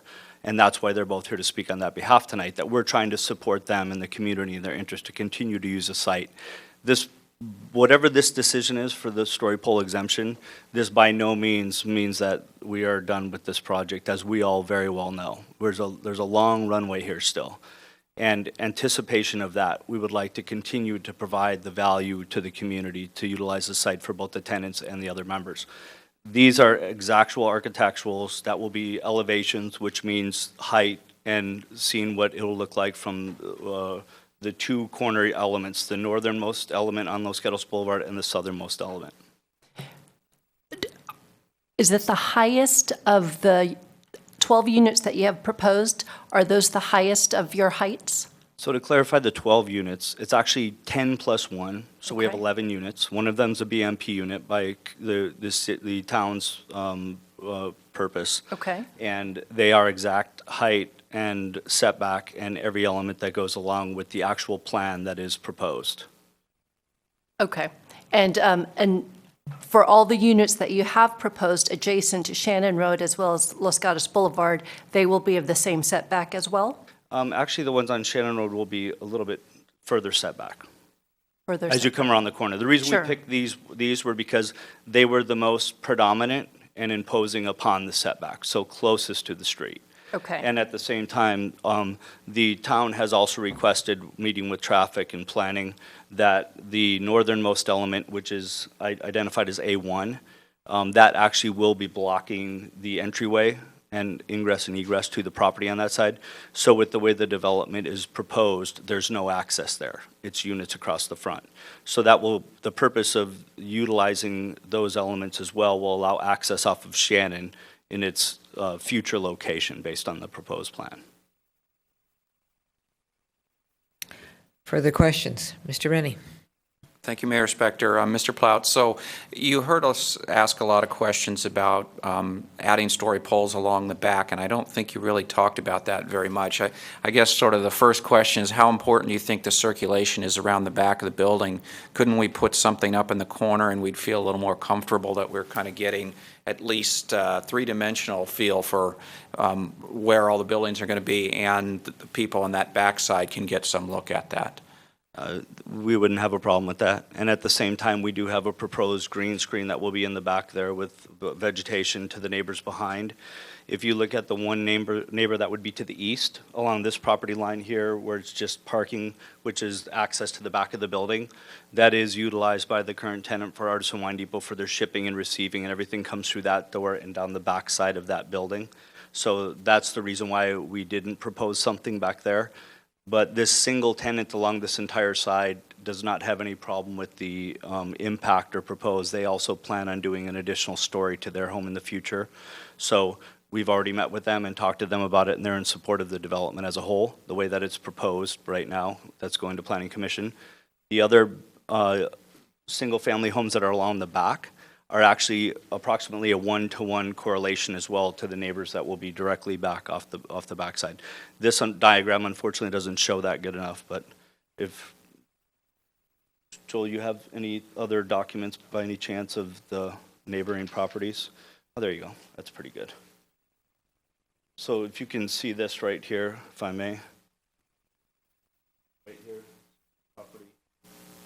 If you could take the microphone with you when you move around. Sure, there you go. So this is one property that's a single correlation of this tenant on one of our proposed single-family homes to this current existing single-family home on Magnuson Loop. This is the direct correlation to this property, and then obviously this one's somewhat straddling the property line. This is a green space and a bioswale that's in this back corner of the property that will be open space for this lot. And that might be where they considered the 12th lot. I'm not sure how they are breaking it down based on your report. At one time, this was a planned single-family home, but we removed that so that we could actually treat some water on site and make it a little bit more green space to meet one of the requirements that we had in the DRC meeting several years ago, Mayor Spector. So other than that, this is one single tenant or owner of a single-family home, as you can see there as well, and they understand and are fine with the way that's configured right now. If I could just follow up a little bit. Mr. Rennie? So in that diagram where you said, so the back corner unit correlates with what's to the north there, that big bubbly thing, is that a big tree that's sitting there? That is correct. So if we made you put a story pole up, nobody'd see it because there's a tree in the way? Exactly. Okay, thank you. And, okay, thank you. Further questions? Ms. Jensen? Mr. Potts, I wanted to make sure I understood you correctly. You talked about you would have no problem if we asked you to put poles up at the east end of the property. Did I hear you right? So I'm looking at particularly the proposed house at the southeast corner. You would have no problem with putting a pole up to depict that? Actually, this is no longer. That's the better. On this one? Yeah. This is actually no longer the proposed plan, so Oh, well, that makes I it harder. apologize for that, but not my document. So Okay. how this was moved, the current ingress egress at this point, the traffic engineers for the town of Los Gatos asked us to swap this unit here and in the driveway. So now we have two units here, and as Mr. Paulson referenced, the driveway was moved as far away from the intersection of Los Gatos Boulevard and Shannon as possible to give for better stacking along the element here. A follow-up, Madam Mayor. So, Mr. Potts, if you could put up the actual depiction that's correct? Thank you. There you are. Where would the access be, and where would the units be? The access will be right here, which would be about 30 feet to the right if you look at it from a technical documentation with diagrams, and the two units would be right here, which the other house will be covering about half of the existing driveway. So that's what makes it challenging to put up story poles for that unit that would be right here. The other unit would be here, which is where the majority of Yoga Source parking is, as you're familiar with, Council. All right. So tell me why story poles in some fashion could not go along the eastern border of that property. I understand you've talked to a neighbor, but let's imagine that the neighbor, well, let's not imagine that. Let's forget that you've talked to that neighbor. Okay. So could you put story poles up in that east border? if we start trying to put story poles into this thin of an area, you run into the element which is considered exemption or paragraph A, I guess it would be called, under the story pole policy, and that really becomes a public safety issue. If you start having a very narrow area, that these would then be the full elevation of how that would be in about a 10-foot width there, that would not impact the driveway access, then you're going to have some elements of how do we secure that site? How do we fence it off so that kids can't start climbing the structure, or that it doesn't fall in a high wind scenario, or whatever else it may be. So our discussion with the town and our planner at that time was to look at ways that we could allow for visibility to the site so people could still see there was tenants, and Joe Prang, our tenant, will speak to those elements as well, but also allowing the story poles. Story poles are obviously a visual flag that lets the community understand this site is under consideration for development. We believe, as well as our planner believe, that we would meet those elements of the requirement under Section B to allow the tenant to operate under their CUP by using the two end caps, is what we're proposing. Further questions? Seeing none, thank you. I am now calling forward Brad McCurdy.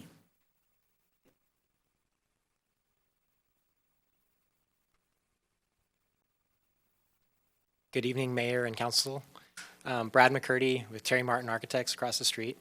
I want to say that I really do appreciate the applicant's desire to not create a void, an empty lot while the tenants are so impacted that they might not be able to be there. But I do feel that looking at this proposal, that it may provide an artificial sense of security to people driving by story poles. My concern is that when you use bookends, you end up not with the same level of concern that a member of the public might reasonably experience if they drove by story poles that were put up the way most other projects were required to put up story poles. And on, speaking from our experience putting up many series of story poles for our projects, I think that creating the units that are immediately along LGB right there, simply connecting those two with that ridge line would create a much different sense of desire to speak about the project and its impact on the community. And without saying, anything about the project itself, I just want to make sure that all of the community and all of the people that drive by that and are afforded the opportunity to speak at one of these hearings are given the chance to really see that impact that might be occurring. And so my suggestion would be back to something that Joel mentioned, the idea of potentially putting up a full series of story poles for a shorter than normal duration so that the public and the, all of the appropriate people that need to see those story poles are afforded that opportunity while at the same time creating as little disruption as possible to the tenants on the site. And that could include putting the story poles up in such a way that, for instance, if the literal intent of having poles exactly at corners of buildings could be, provided a slight grace, if you will, and they could put up poles in a way that would allow parking to still occur, maybe, between poles or things like that. If there were an alternative way of going about that so that you got a more full sense of what the volumes were, I think that would be a better solution. And the other thing is, I don't know that we ever received an answer as to whether those two are representative of the height of each of the remaining units. Because I know often we will use a shorter unit at, say, the A1 location that's up there and at the corner, and then build up the height of the unit in the middle. So again, I want to make sure that that's, given a consideration. Thank you. Thank you. Questions for the speaker? Hold on. Ms. Jensen. Sorry. Sir, you said that you've put up many story poles for projects. Have you ever done one in a parking lot or an occupied space like this? No, we haven't had the challenge of having an active parking lot that we needed to put story poles on. Usually the story poles are, if the lot is being used, they're on a building that's still being used. So for instance, it'll extend the ridge line of an existing building or be built on a low slope roof above a parapet so you can see the massing. So I haven't had to deal with this particular conundrum, and I appreciate the position that they're in. I just really want to make sure they don't get short shrift as far as seeing the mass that will actually be representative of the final project. Thank you. Thank you. Seeing no further questions. Thank you, Council. Joseph Prang.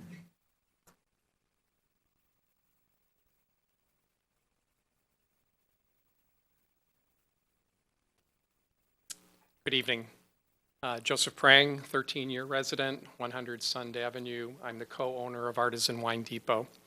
My first comments are not about the impact on our business, which I think you were expecting me probably to hit first. I think most of you know this corner very, very well, and you know what's going on with the traffic around this corner. And I hope you're all aware of the fact that in addition to our business and what we do with Yoga Source, that parking lot is packed twice a day. It's packed in the morning as all the parents park there with all those kids for all those schools around there for drop-off time. And every day at 3 o'clock, it's packed again for all the pickup. And I'm talking about hundreds of people walking around there. So I want you to understand that when this proposal came through, we were trying to be cognizant of the fact that you got kids walking around for all the schools at that particular time coming across that corner. And the particular locations, you'll notice, don't impact the sidewalks and don't block both driveways, because if we block the driveways, then of course the parents can't park there. And if they don't park there, I think you all know what it's like on Los Gatos Boulevard with the traffic. It's going to be a mess. So what we were trying to do is to try to come up with a way, and I think I'm just going to speak for a second for Mr. Plotz. All the units are the same height. He can come up and confirm that, so there's no game being played with that. They're completely representative. They're right up against the street, so that's why we picked that part, or we suggested that part, if you will. The secondary part on the back side is already some of the parking is being impacted, as you can tell. But the backside is where all the employees and the customers park, okay? So we didn't want to take out all those row of parking in the back. If we put something in the corner or the backside, that is where we bring in the products. And the reason we do that is because we don't want to clog up Los Gatos Boulevard and have trucks coming in there, so we have them come in the side. So we're trying to at least make it easy for them to come in the side and park there. And like I said, if you want to come by tomorrow, come by at 3 o'clock and go over to there and take a look. You will find every parking space full with parents dropping off kids. So it's not like we were not thinking about the fact that that's what the impact will be. Okay? In terms now of impacting our business, I think I have about 30 seconds left.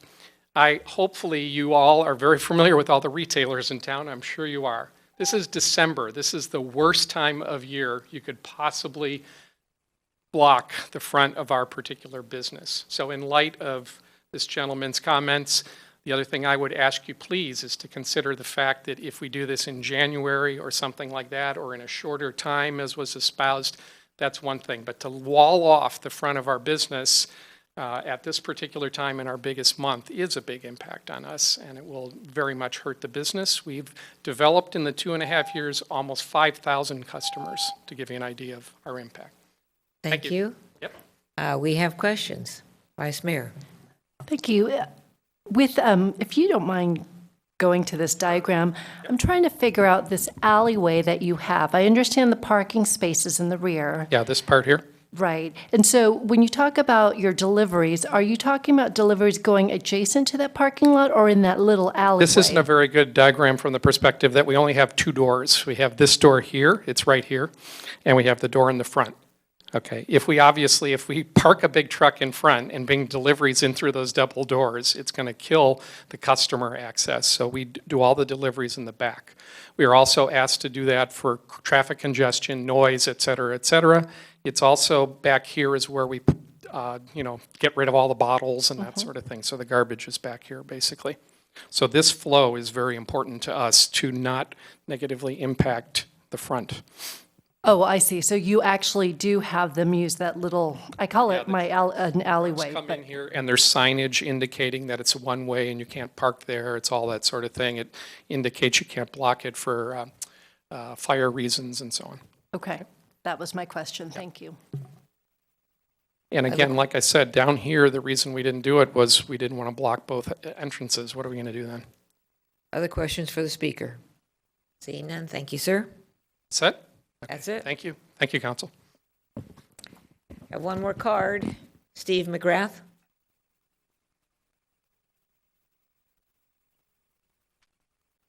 Madam Mayor and council members, thanks for the opportunity to speak. My name's Steve McGrath. I'm a resident of Los Gatos here, 305 West Main Street, just a few hundred yards down the road. My wife Linda and I own Yoga Source. We're a business that's been a part of this community for the past 14 years. We're proud to be the largest yoga studio on the west coast of the United States, here in our little town of Los Gatos. I'm here tonight to formally express my support for the approval of the exception. Our business is situated, as you know, across the street from the property in question. We're currently engaged in the sublet agreement to utilise a significant portion of the parking. And just to clarify, we have the sublet includes just over half of the back area here, all of this area, and we share these spots here with Artisan Wine. These areas are exclusively for Artisan Wine. There was a little question earlier about that.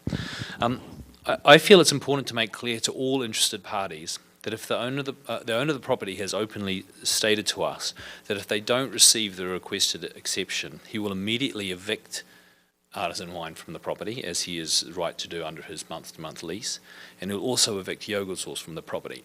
He will install a temporary construction fence surrounding the whole property, completely enclosing the whole block. of the property. He's made it very clear to us that they're at a point where they are tired of making going back and forth on this, and they will just completely close out the property. I think this fact that hasn't been stated yet raises serious community safety and traffic concerns. I support the exemption because obviously parking is important to us, the ability for our customers to park in that area. It reduces the load significantly on the local parking area, the surface parking in the area.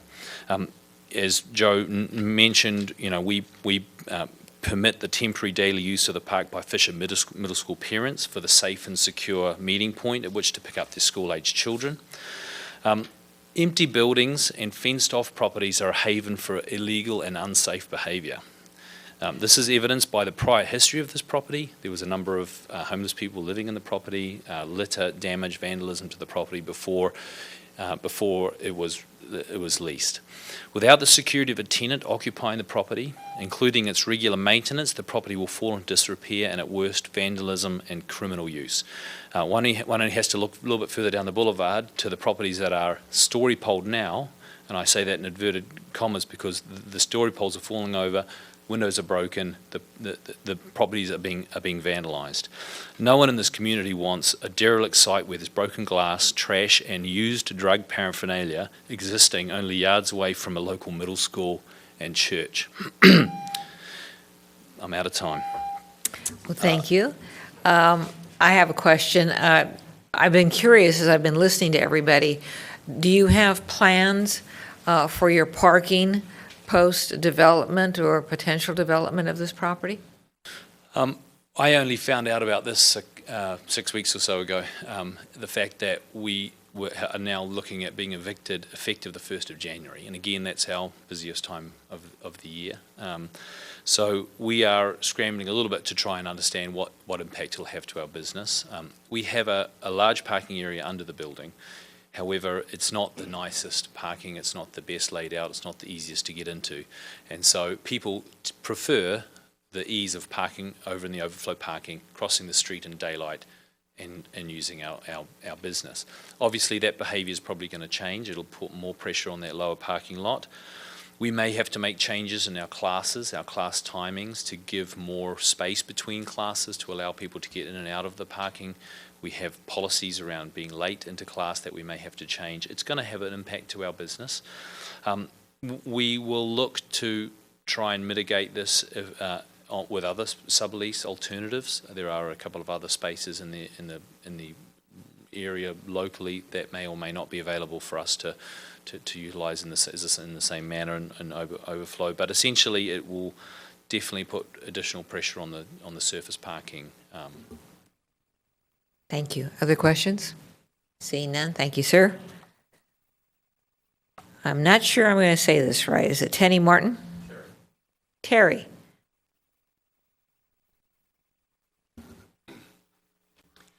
Good evening, Mayor, Madam Mayor, and council members. My name is Terry Martin. I'm an architect here in town, and I wrote a letter, and I hope you guys got it in your packet today.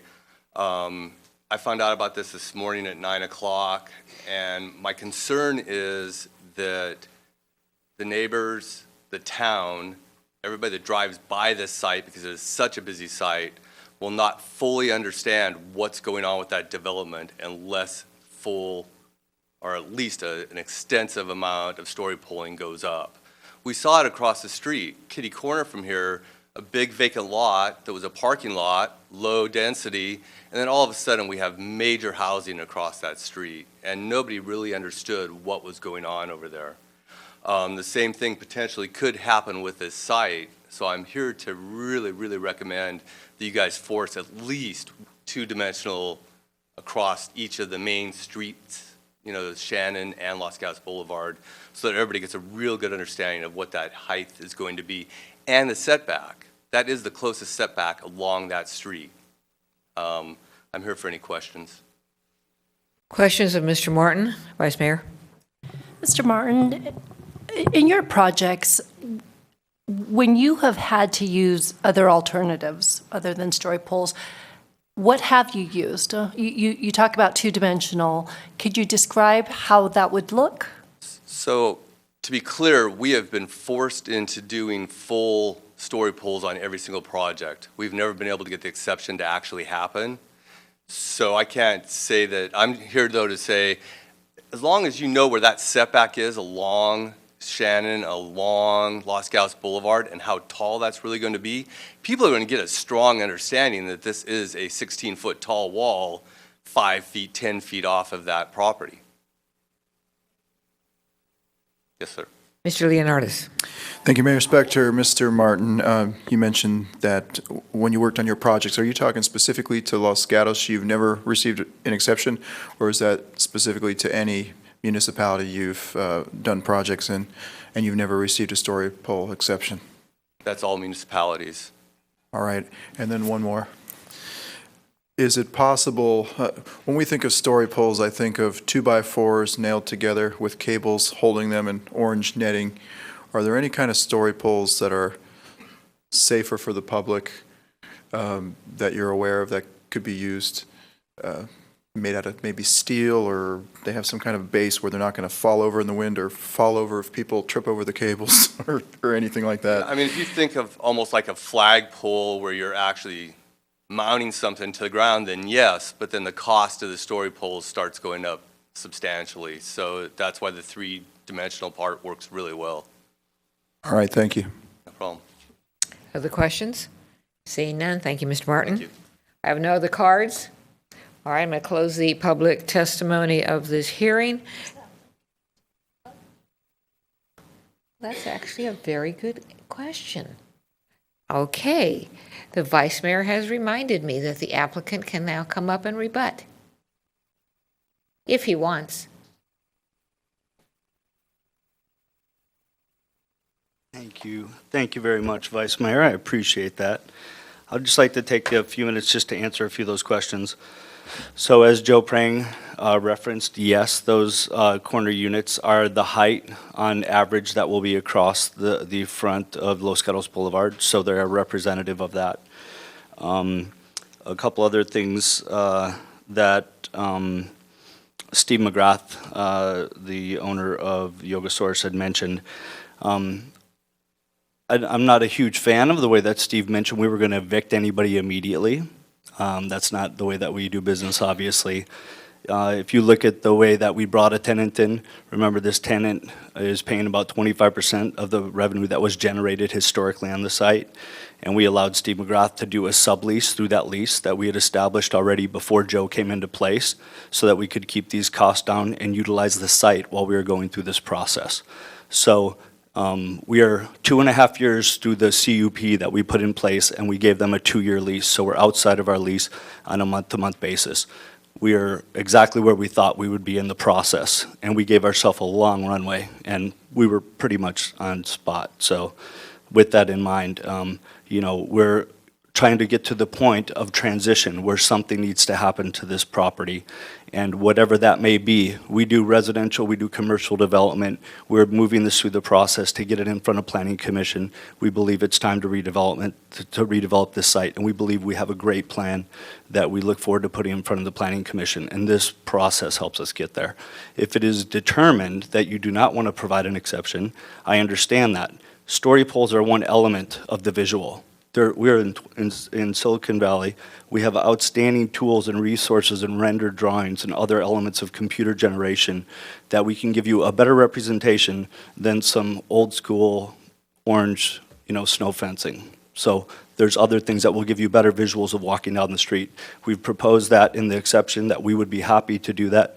We offered to do one other exception based upon whatever the council would request of us, and we would be happy to provide that as well as do the story poles so that there'll be adequate representation. So other than that, there were many other things. If you have any other questions for me, I'd be happy to respond, but other than that, I think everybody understands where we're at. Thank you, sir. Vice Mayor. Thank you. Thank you. I actually had several more questions, Good. which is why I I'm wanted glad. you back up there. I'd rather hear your questions. Okay, so the A1 and B. So you mentioned on height. I just want to be absolutely clear. You said it's on average, but what I'm asking is the highest point of your proposed development, will it be shown with these 2-story poles?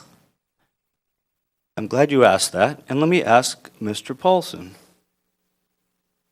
I believe so, but I didn't want to state that incorrectly, so that's why I asked him to make the statement.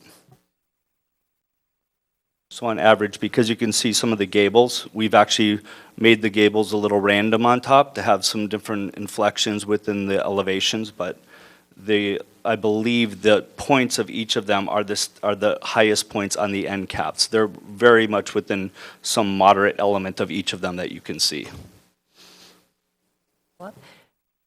Okay, and same question with setbacks.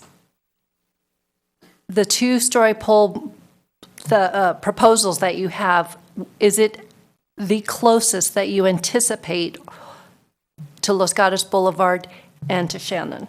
That would be A1, as you can see Correct. below it. That would be the one that would be on that north corner along Los Gatos Boulevard.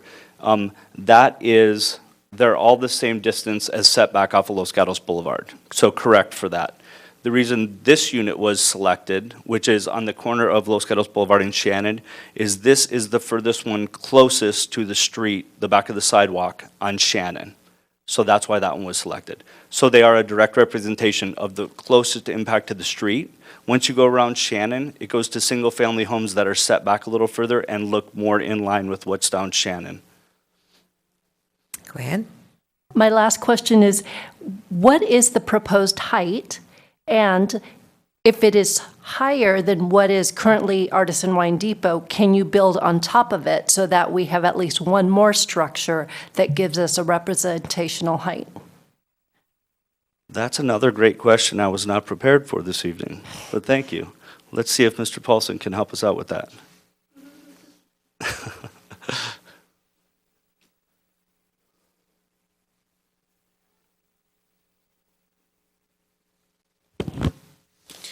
So I think there may be an opportunity to do a partial elevation of, let me pull this one up first. These two are probably, portions of these two are in the general vicinity of where that building is here, which is the existing Artisan Wine Depot. So there may be a method to, whether it's just one plane of that elevation or with some articulation as shown on the plans, that may be possible. The applicant would need to look into that.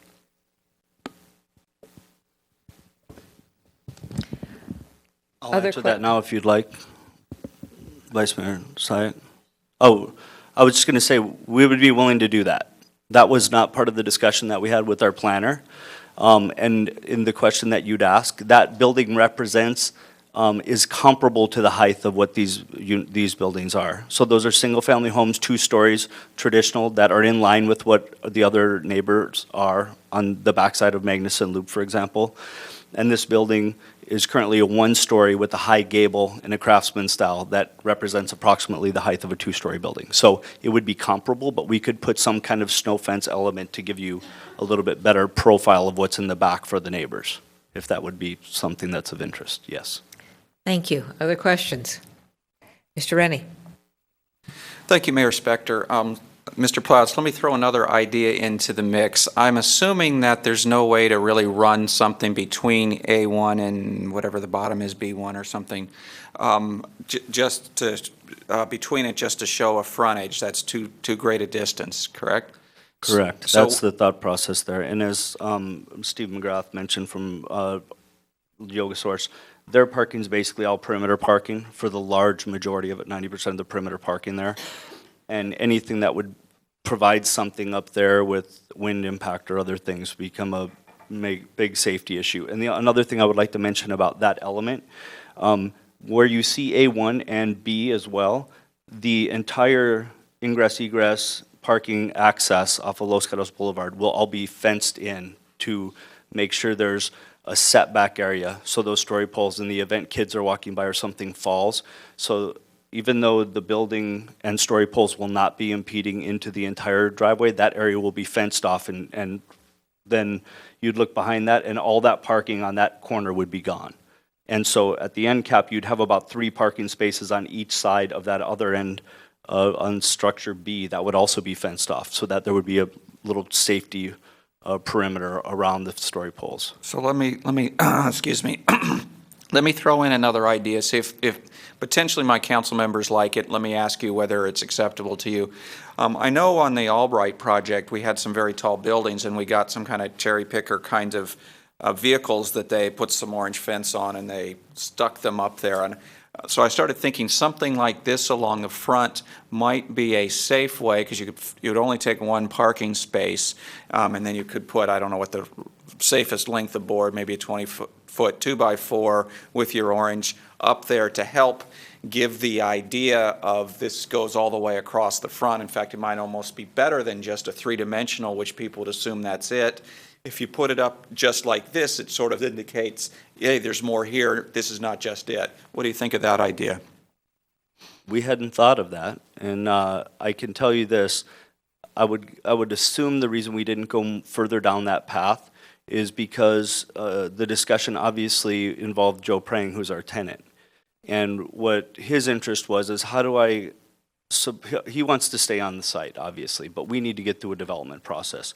We understand this is part of the process, so we're willing to do what we can to try to make this happen.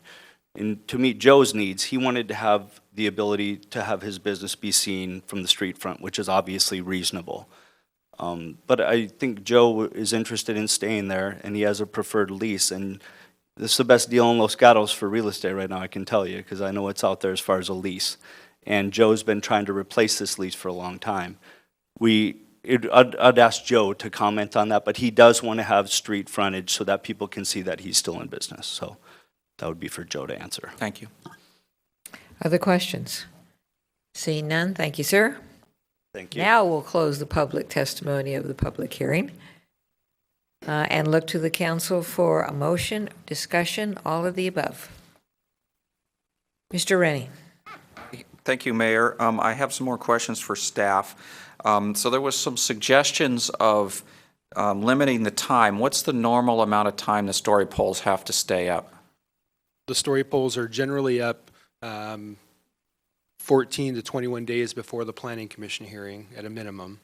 And then they stay up through the conclusion of the PD application process, which is ultimately a recommendation from Planning Commission to the council, and then council's action. So that's best case scenario, assuming one hearing at Planning Commission and one hearing at Town Council, you're looking at probably 2 to 3 months. And so, if follow on, so the suggestion was something much shorter. What is a reasonable shorter? Just until the Planning Commission, or do we have any precedence on something shorter? The only precedent for shorter was the St. Mary's building that I mentioned, where they put it up, and I can't remember the exact number, 10 days to 2 weeks prior to the hearing. Actually, it wasn't even prior to the hearing. It was during the summer when the school wasn't in operation from a safety perspective.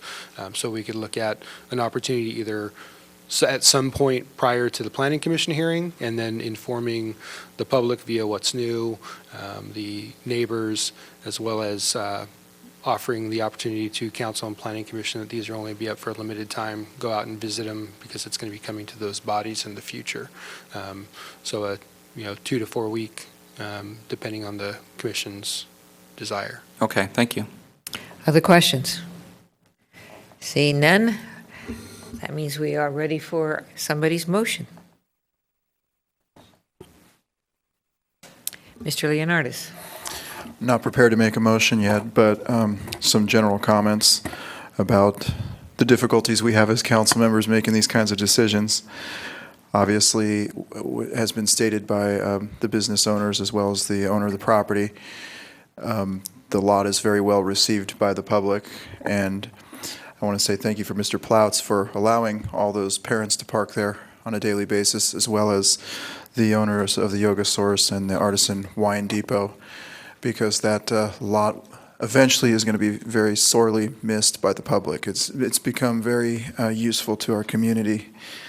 When it comes to safety of the community, that's my greatest concern. I don't want to see issues with poles falling on people's heads if people are going to be going in and out of there. I think it's very difficult to stop them because they're so dependent on that location, as well as the patrons of the Yoga Source and the Artisan Wine Depot. With that said, it's very difficult because across the street at Laurel Muse, one of the criticisms I heard from the public was, well, we didn't know that was coming, and we didn't know it was going to look like that because they just framed in poles 2 houses, as Terry Martin and Mr. McCurdy stated. How do you articulate or how do you notice the public of the actual density of the project? And it's very difficult to do that. You could put up signs and you could put up renderings and 3D modelings, which Robeson did across the street. But in the end, I don't think the public fully understood the impact of that development. And I don't know, I received many comments afterwards, like, I didn't know that was coming, and why is it that dense, and why does it look that way? And that's not what Los Gatos is. Not everybody agreed with the look of it. So those are some general thoughts I'm having as I vet through this process. And I'm done with my filibuster. Thank you. Anyone else? Mr. Rennie. So I'll just make some general comments. I guess I'm also a little bit in the same quandary. I don't really want to shut down the lot for the length of getting this project approved, which is probably another 2 years or something like that. It seems like it's very useful for a lot of things. I'm a little concerned that the 2 corners are not quite enough to really get not get enough of a feel for what it's going to be like. Certainly, I think it's a freebie to add something on the top of the Artisan Wine Depot to help add to the feel of that. I suspect we could do that back northeast corner also without that much, have them add to that area also without much effect, as long as we didn't get in front of their door. I guess the truck would have to back out instead of go around. And then I gave you the idea of also maybe using some kind of cherry picker in the front to try to add to that.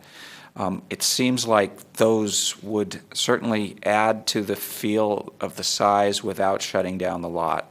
So let me see what other people think. Ms. Jensen. May I ask a question of staff? Then I might try a motion. Yes. Either for Mr. Paulson or Ms. Pravetti. Someone describe precisely how long the St. Mary's polls were up, how long before a hearing, when did they come down? Unfortunately, we don't have that information in front of us. I believe it was a 10 to 14 day period in the summer, and I can't remember when it went to Planning Commission. And so I'm not sure if it was prior to that or it was a couple months prior to the actual Planning Commission hearing. Okay. One more question of staff before I try a motion. Under the best possible circumstances, when could an application for this property come before the Planning Commission? So Mr. Prang is worried about Christmas business for obvious reasons. Mr. McGrath is worried about New Year's resolutions business for obvious reasons. So if this can't possibly come before the Planning Commission until March, then it would make sense for us to know that. Because we could say, put the polls up 10 days in March, for example. That's definitely a possibility. I believe that there's still yet to be completed environmental documentation, so the mitigated neg deck has to be completed. So March could be realistic, but it could be as early as February potentially. Okay. But there could be an opportunity to say X days before the Planning Commission hearing, the polls go up for X amount of days. That's definitely a possibility, and as we work through the process, we can make that work. Okay, so it is not imminent. Okay, so I'm going to try a motion then. Thank you. Which would be to, I guess unfortunately, my motion would have to be to grant, to a certain extent, an exception to the extent that if my motion were put polls up as required at X time for a limited time, am I granting an exception? Yes. Okay.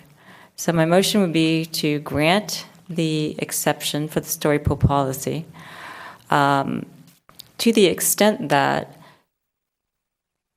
2 weeks, before, or at least 3 weeks before this matter comes before the Planning Commission, that full-story poles be erected for a period of 10 days, notice to the public be given, and that they come down. The reason I make that motion is I do appreciate that this lot is used for any number of things. Sometimes you go by and there's no one in the lot and you can't understand why it's a problem. Sometimes you go by and there's a million people in the lot. Yoga Source is very popular, very well used. The underground parking is terrible. So it's not Mr. McGrath's fault, but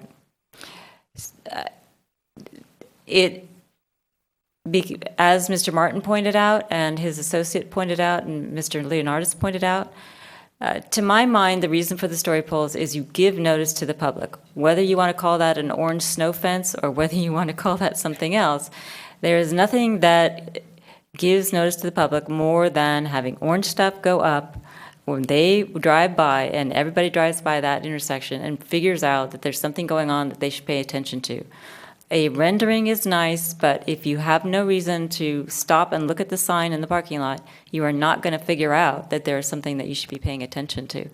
And so my motion is to try to get a full rendering for a period that it makes a difference, when hopefully it's of lesser impact, with full notice to the tenants at a time that makes sense before the hearing so that the public can see it. And we have it up for a very limited time, 10 days, we take it down, and then it remains functional during that time. So for example, let's imagine that this went on the Planning Commission in March and there was spring break and there was no school and you could put it up. That would be fantastic. But so my motion is to essentially grant the exception, but require full story poles per our policy. I think I said 2 or 3 weeks, depending on what staff says, prior to the first Planning Commission hearing, up for 10 days, and then down. That's my motion. Thank you. And I just want to, either through the maker of the motion or through staff, and it's granting the exception to extent that it's going to be 2 to 3 weeks prior to the Planning Commission. We're going to have full story poles for 10 days. I see sort of a conflict there. What's staff reading of that motion before I get a second? What we're reading is that 2 to 3 weeks prior to the Planning Commission hearing, story poles would be erected.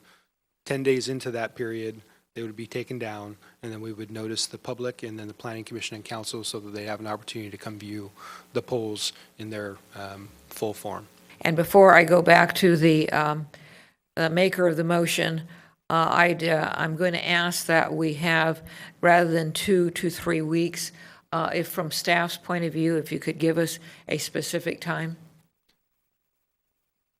2 weeks is fine. We do our noticing 10 days before, so it would coincide as well with that. So I think either 2 or 3 works, if you want to pick one. So I'd leave that to the maker of the motion. All right, maker of the motion, can you pick 2 or 3? I picked 2. All right. And so did Mr. Paulson. All right, so we have a motion. Do we have a second? Vice Mayor. May I ask a question of staff before a possible second? Go ahead. With the St.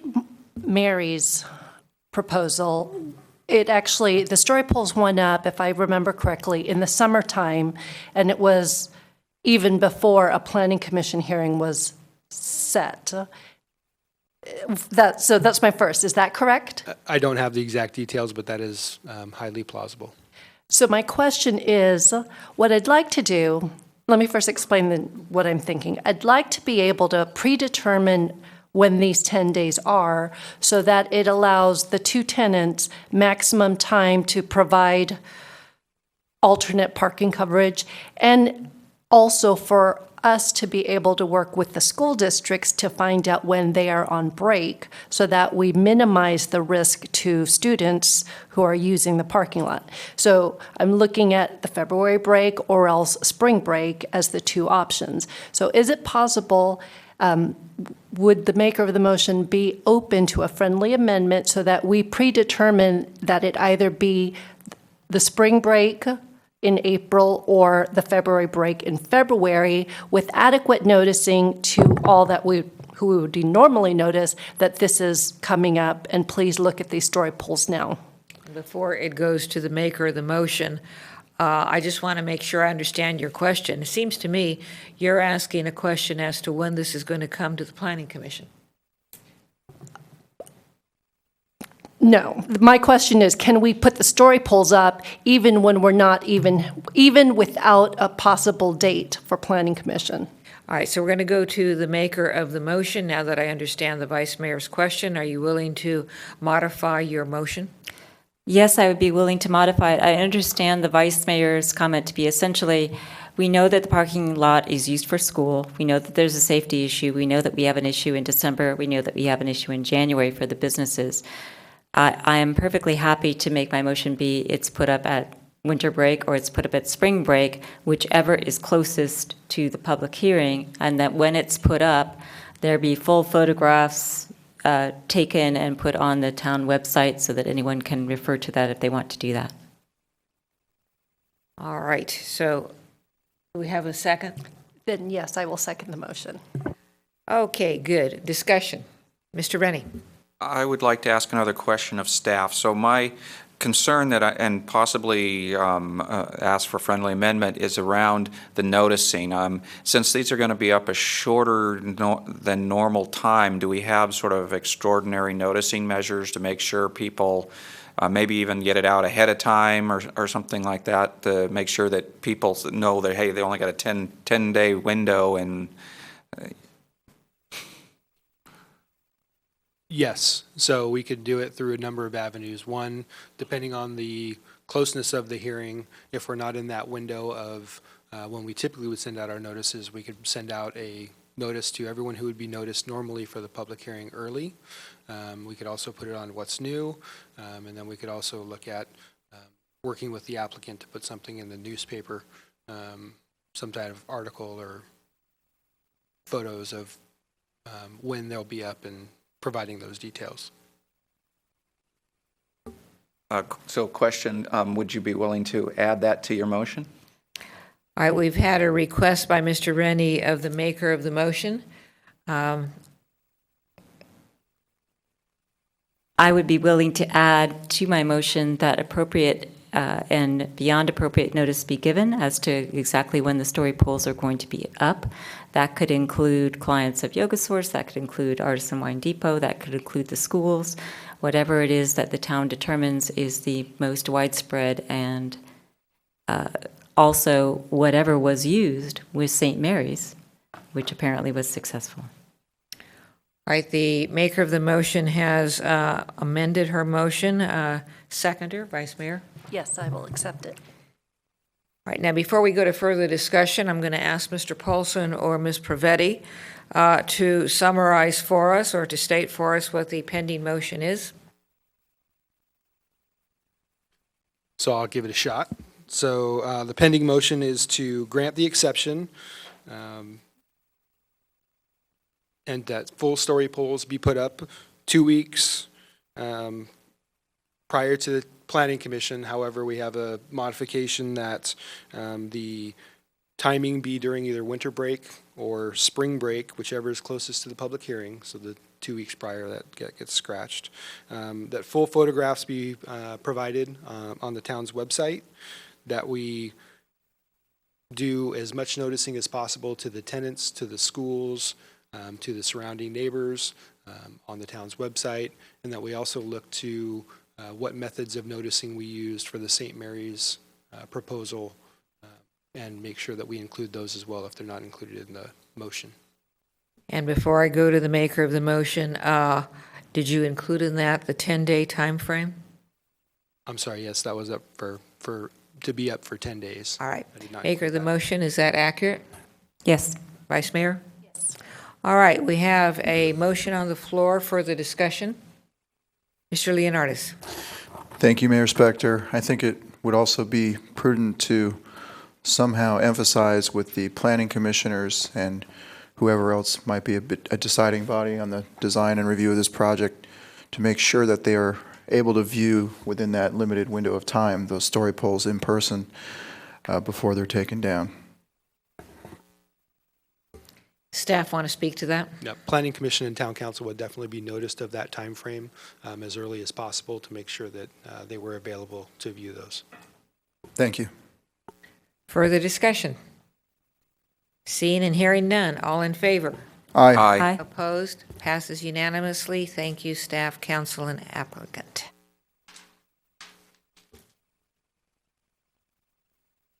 All right, we are now on agenda item 9, outdoor seating policy. Do we have a staff report? We have a very brief staff report. Good evening, Monica Wren, Economic Vitality Manager. As you may recall, you had a study session on November 3rd where outdoor seating was discussed.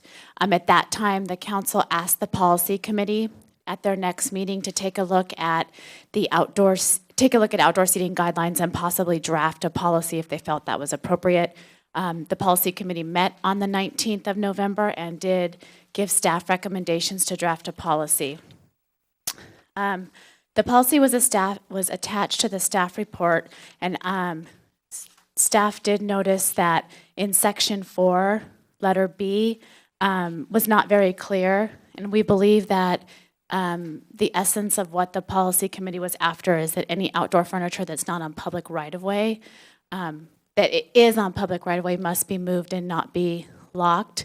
While that was reflected in the staff report, it was not clearly reflected in the draft, so we have added that and provided you with a copy in red. This concludes staff's report, and both Joel and I are here for questions. Questions? Ms. Jensen? Thank you, Madam Mayor. I just wanted to thank you, Ms. Wren, for picking that up. That was my only question on the policy, and I think it does reflect what the policy committee had intended. Great, thank you. Further questions of Ms. Wren? Seeing none, I do have a card, Sean Luca. And if anyone wants to speak to us on this, please submit a card. Mr. Luca. Sean Luca, Yogurt and Love, 33 East Main Street. Congratulations again, Madam Mayor, Madam Vice Mayor. Thank you for the fantastic job that you guys continue to do. Your shuffling of the chairs is kind of throwing me off. But I'll get used to it. I was just reviewing real quick what was put together as far as the outside seating. Obviously, I have a vested interest in that, along with the other businesses that are on the track there at 3133 East Main Street. The concern that popped up to me again was, and I understand the intent was, let's get this out here and so that we don't have to go through a CUP process every time we want to add outside seating or do something like that. But when I look at it, my knee-jerk was to say, well, if I can't have any more seating outside, i.e. my CUP says I have 11 seats, I can't have any more, I have to then take seats from my store and put them outside. Okay, other than having some outside seating, again, there's no gain for me from a seat standpoint. And what I mean by that is when you add a seat to a restaurant, that's $100 a day. That's $3,000 a month in revenue, a seat. And I'm being conservative with that number. And so if I can add 5 seats or 6 seats to outside seating, so not only the ambiance and a destination place to go, but add 6 seats of outside seating, I'm adding that revenue. And so if you looked at me, and I remember the conversation I had with Councilman Rennie about, would you go through the CUP process? If you ask me, should I go through the CUP process to have the outside seating and get more seats out there, you're darn right. Because the cost of the CUP and the time spent on the CUP outweighs, the revenue I'm going to gain from the outside seating. We all are very well aware we don't want to become Campbell or downtown Willow Glen or any of those other towns. I understand that. But outside of what they've done, from an economic vitality standpoint of adding restaurants with outside seating, they're still Campbell. They're still Willow Glen. They're not Los Gatos. And so, I keep getting the feedback, oh, that's a great idea. We should sit outside. We should have outside seating. Yeah, again, I just don't want it to get pigeonholed so where we're stuck and, okay, we've allowed outside seating, but you can't really put outside seating because you can't add any more seats because my CUP says I can have 12 chairs. And so I'm going to take them from inside and put them outside. It kind of defeats the purpose. And so I also read in, sorry, I know I'm going to get cut off here. Section 4, Standards of Operation. Again, complying with the total number of seats allowed by currently approved conditional use permits. I kind of read that as my current conditional use permit is X. Once this is... Okay, I'm going to cut you off now, and maybe somebody will ask you a Yes, ma'am. question. All right. Do we have questions for Mr. Luca? Yes, Vice Mayor. Could you finish your sentence, Yeah, please? well, I was looking at that, the standards of operation, and then also looking at, where was it? I apologize.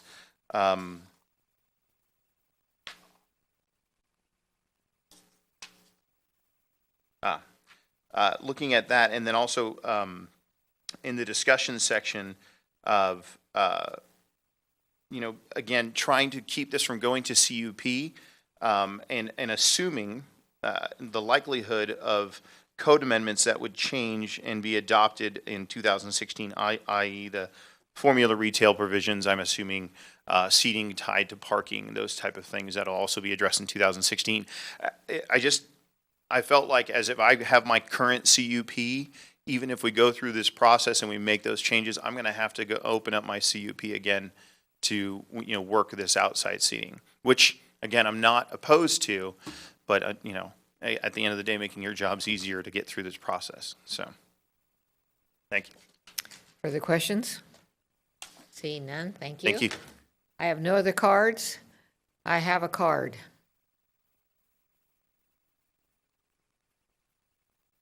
Why don't you go ahead and start while she's bringing me the card?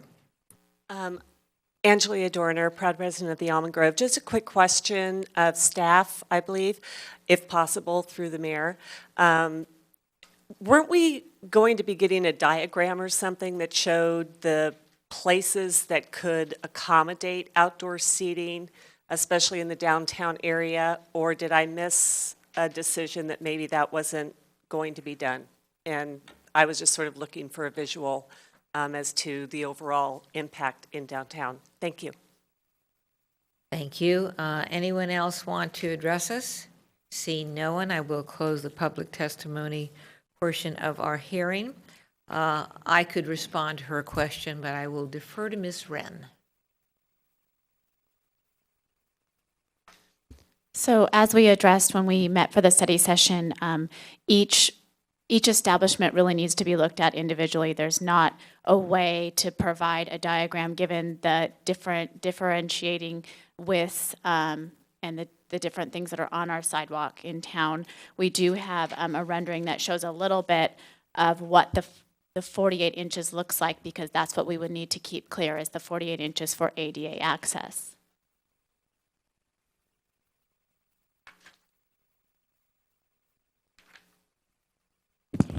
And just to clarify, these are just two examples of one being a public right-of-way and one being on private property. So I think most folks are familiar with Oak and Rye. And so they have, the property line is delineated by this dash line. So their outdoor seating is all located on private property.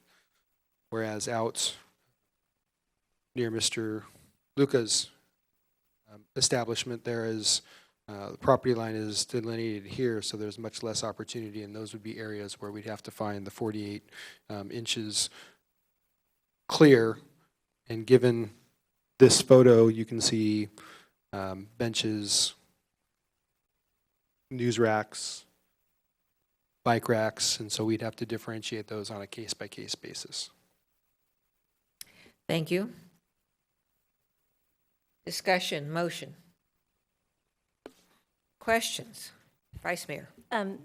Ms. Wren, please correct me if I'm wrong, but the way I understood this current policy in front of us and this larger discussion of decoupling outdoor seating with parking, this was our attempt to get outdoor seating started, and that there's still a larger issue that needs to be discussed further by this council on whether or not we would look at restaurant seating and parking in a different manner. Am I correct? That's correct, and thank you for that question. I actually had that in my opening remarks and failed to say them, but that was the purpose of actually drafting a policy over drafting an ordinance change at this point, because a policy is much more fluid. We have the ability to, in essence, try it out for a few months. We could certainly come back to you in 3 or 6 months and say, you know, we've had X number of restaurants come through, we've received X number of complaints, and just kind of paint the picture of what the reality of it looks like. And then if at that point the council chose to do an ordinance change, we could do that. We could keep the policy. If it's working, it would really be, you know, up to however you want to work that. Ms. Jensen. Quick question. Any business owner with a CUP that designates the number of seats is always free to come to the Planning Commission, the council, the whoever it might be, and ask to modify or open their CUP to increase their seats, correct? They certainly could. However, given the coupling of the parking and the seats, it wouldn't be something that staff could recommend approval for. I'm not suggesting that you recommend approval. I'm just saying that you can always ask to increase your seats, correct? You can always ask, yes. Thank you. All right, further discussion or a motion? Ms. Vice Mayor. I'll make a motion. I recommend that we adopt the outdoor seating policy as amended with a slight change in as a desk item. We have a motion. Do we have a second? I'll second. Seconded by Mr. Rennie. I will be supporting the motion since I'm one of two people who was working on it. I want to explain that we use the policy instead of an ordinance in order to expedite the process. We tied the seats to the CUP so that the CUP wouldn't have to be revised, and again, to expedite the process. And I was mindful that, as Ms. Wren said, a policy is fluid, and so we can see how it works. I'm also mindful from what Ms. Wren said, but also from life, that we need to comply with the ADA requirements, and that we have a lot of challenges to that in downtown Los Gatos. So I will be supporting the motion. Further discussion? Seeing none, all in favor? Aye. Aye. Opposed? Passes unanimously.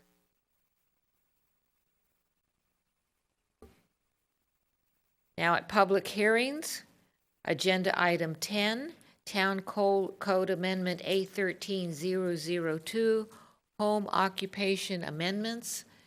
Staff report. Good evening, Honorable Mayor and Town Council. My name is Kim Castro. I am Special Projects Manager in the Town Manager's Office on exchange with the Town of Los Gatos from the City of Mountain View. On your docket tonight is the Home Occupation or Home Business Ordinance Amendment that was part of your strategic goals for 14-16. The ordinance amendment gives recognition to the cottage food industry, which is the artisan food business, and it amends the town code to be compliant with the state health and safety code that was passed by legislation in 2012. There's minor amendments in your staff report, and this item was also heard by the Planning Commission on October 14th, and it was passed unanimously. So that concludes the staff report, but we're available for questions. Questions of staff? Seeing no one, thank you, Ms. Castro. I have no cards. Does anyone want to speak to us on this item? Seeing no one coming forward, I will close the public testimony part of this hearing and look to the council for discussion, questions, or a motion. Mr. Leonardis. Thank you, Mayor Spector. I'll go ahead and make a motion to introduce the ordinance of the Town of Los Gatos affecting the amendments of the Town Code Amendment A-13-002 as found in Attachment 1, and make the required findings that the amendments are consistent with the general plan and its elements, and that the amendments are exempt from the California Environmental Quality Act. And Part 2, which is move to waive the reading of the ordinance. Thank you. We have a motion. Do we have a second? I'll second. A second by Mr. Rennie. Discussion? Hearing none, all in favor? Aye. Opposed? Passes unanimously. Mr. Schultz, do we need to do anything else? Just make sure the clerk reads the title and of the ordinance. Please. Ordinance of the Town of Los Gatos amending Section 29.10.09025 of the Los Gatos Town Code to allow cottage food industry businesses as home occupation businesses as required by Assembly Bill 1616 and to include additional prohibited home occupation uses. Thank you. Mr. Schultz, anything further? Thank you, ladies and gentlemen. Our meeting is adjourned.